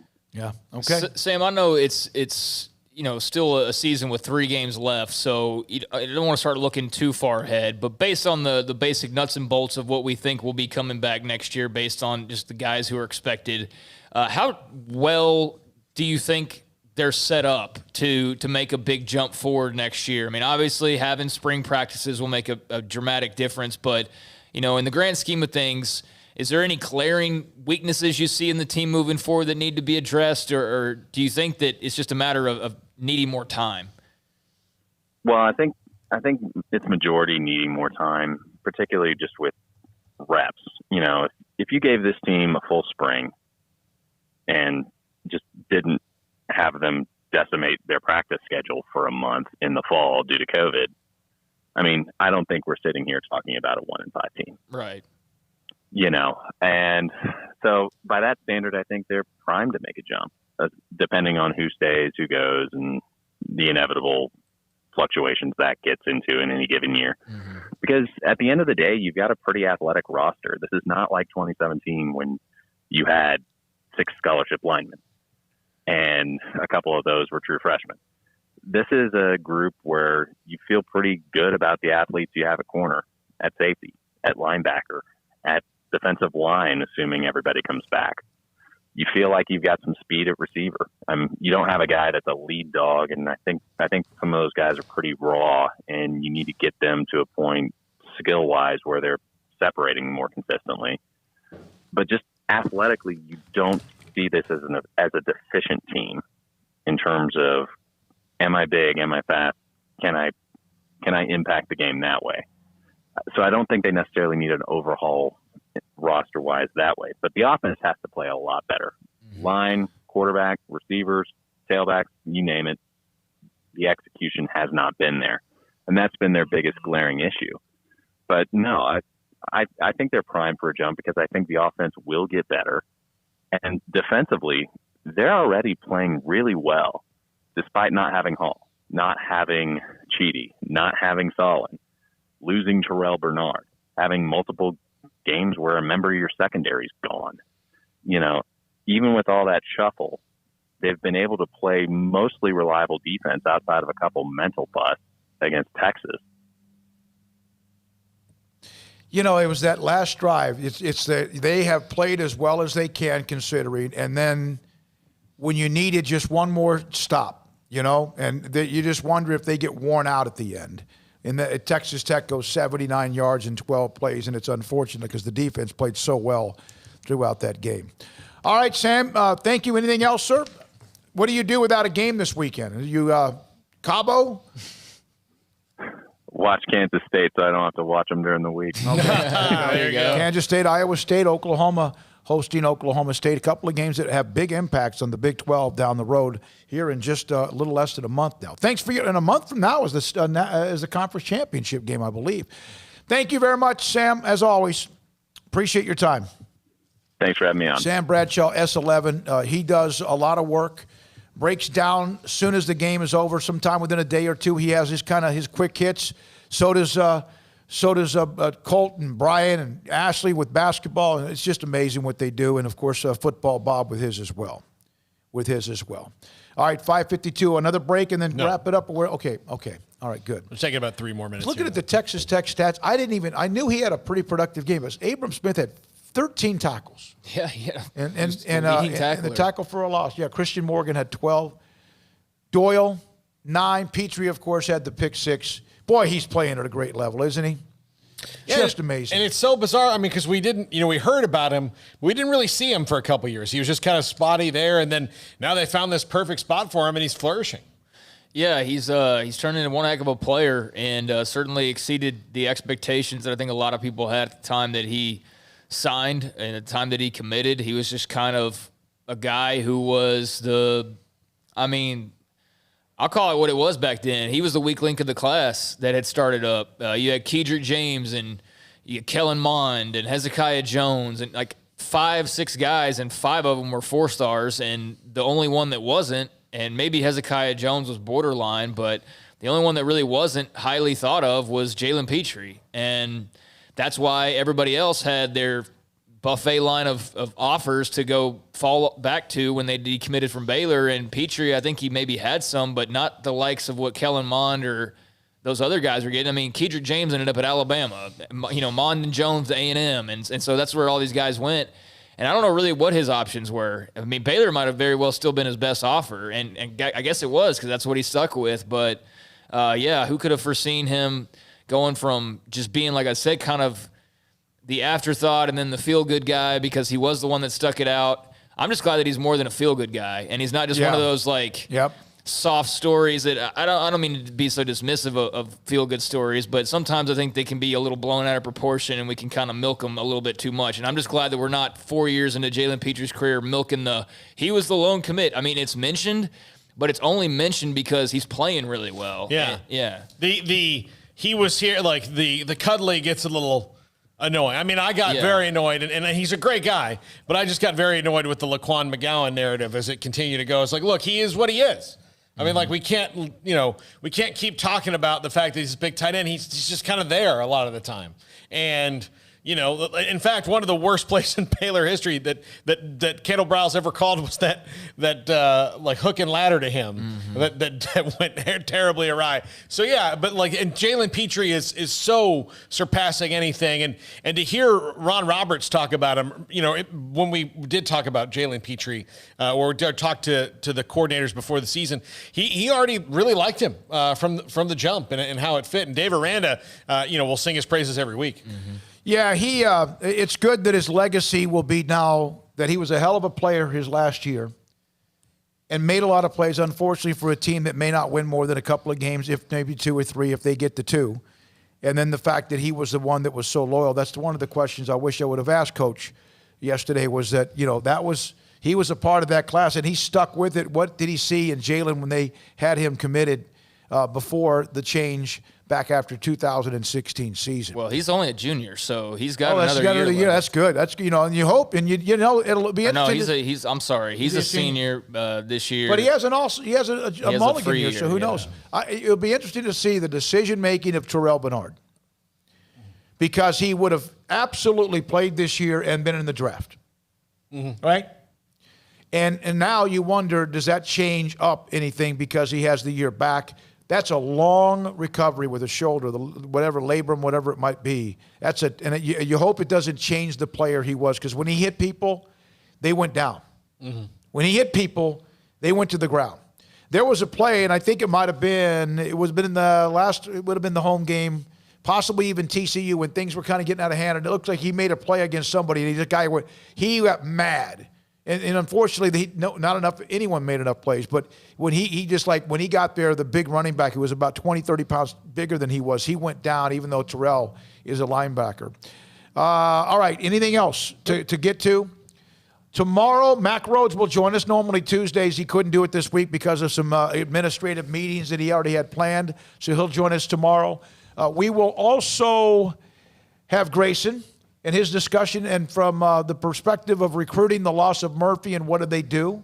We'll have Grayson on tomorrow as well to help us kind of see what is next for Baylor and how do they recoup. He did mention something in the premium section, if you want to go there, about a transfer player that they're looking at, or a player that's in the transfer portal, so to speak, that's at a Division I Power 5 school that they are looking at and interested in. All right? Okay, thanks to Anjanae Richards, Dee Dee's mom. Thanks to Jennifer Smoke, Max Olson, Mickey Spagnola, Jeff Heumann, Scott Stewart. Thanks to Emmanuel Abdallah and Sam Bradshaw.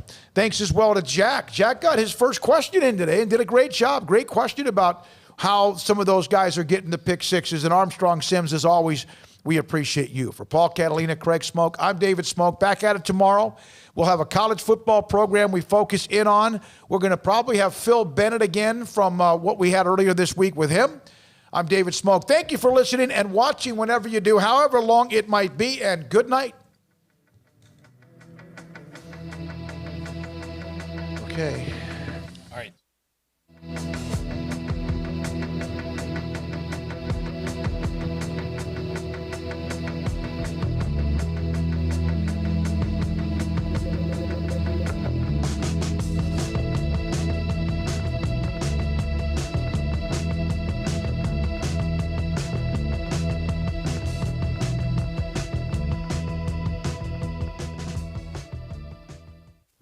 Stepping into the boots of a U.S. Army officer can add confidence and leadership skills to your son or daughter's career path. See all the things they can achieve in our boots at GoArmy.com. U.S. Army Waco Recruiting Company, 254-598-8131 or 254-776-1543.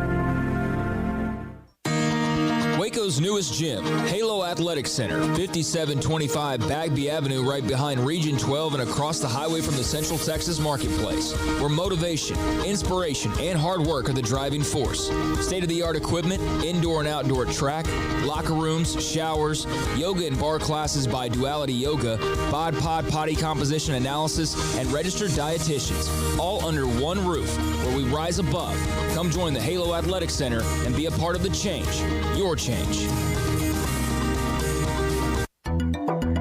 It takes time to reach goals. It's a truth that applies to more than sports. It goes for your financial goals as well. You work hard for your money, and you deserve an investment strategy that lines up with your game plan. And Tom Albers, your Edward Jones financial advisor, can help. If your financial investments aren't putting forth the effort you desire, stop by today for a financial review. Tom Albers, 4301 Lakeshore Drive, 254-776-7605. Edward Jones, member SIPC.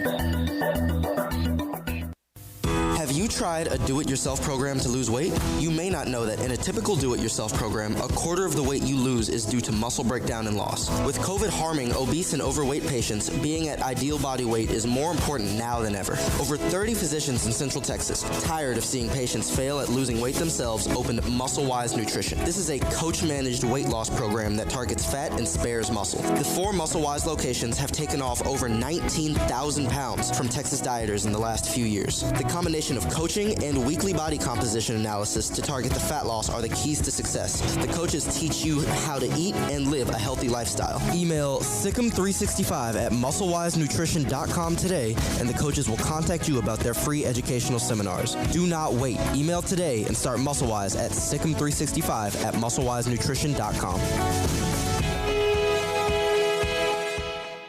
Parenting is full of surprises. You never know what to expect. So after our son was born, I called my Texas Farm Bureau insurance agent to set up a life insurance policy in case something happened to me. Sawyer is now 2. And we'll soon have a sister. There's no one else I would trust with protecting my family. Stop by and see our agents at one of our 3 McLennan County locations. Coverage and discounts are subject to qualifications and policy terms and may vary by situation. Do you or your kids get nervous about going to the dentist? Stonewood Dental, Dr. Steve Childress, he can help. I've spent a career taking care of patients who as children had bad experiences, and now they're adults that hate going to the dentist. If I get a kid at 3 years old and they come every 6 months and it's a happy experience, it's normal for them. Now they have an accident at 6 or 7 or 8 at school. Now they have a broken tooth or a trauma, and they have to come here. They're used to lights, they're used to water in their mouth, they're used to experience, they already trust us. It's amazing what we can do with that kid without it being a negative thing. But if I see a 6 or 7 or 8 year old that's never been to the dentist, and and now they have a trauma or an unfortunate unexpected toothache, it's harder to do that for that kid and it not be somewhat of a negative experience. So bottom line is I try to teach kids and adults and teenagers and everybody the way I'd want my family treated, which is where it's a necessary part of life. You just take care of it. It doesn't have to be that big a deal. Learn more, stonewood-dental.com. Southwest Sports Medicine and Orthopedics, the team physicians for Baylor Athletics, specializing in diagnosis and treatment of any and all sport-related injuries, celebrating over a decade of service to Central Texas. They tackle all surgical and non-surgical problems that arise from an active lifestyle. Trust the doctors that Baylor trust, and when injuries sideline you, don't wait for Monday. Join us at 8:30 on Saturday mornings for a post-game injury evaluation clinic. Southwest Sports Medicine and Orthopedics. We get you back in the game.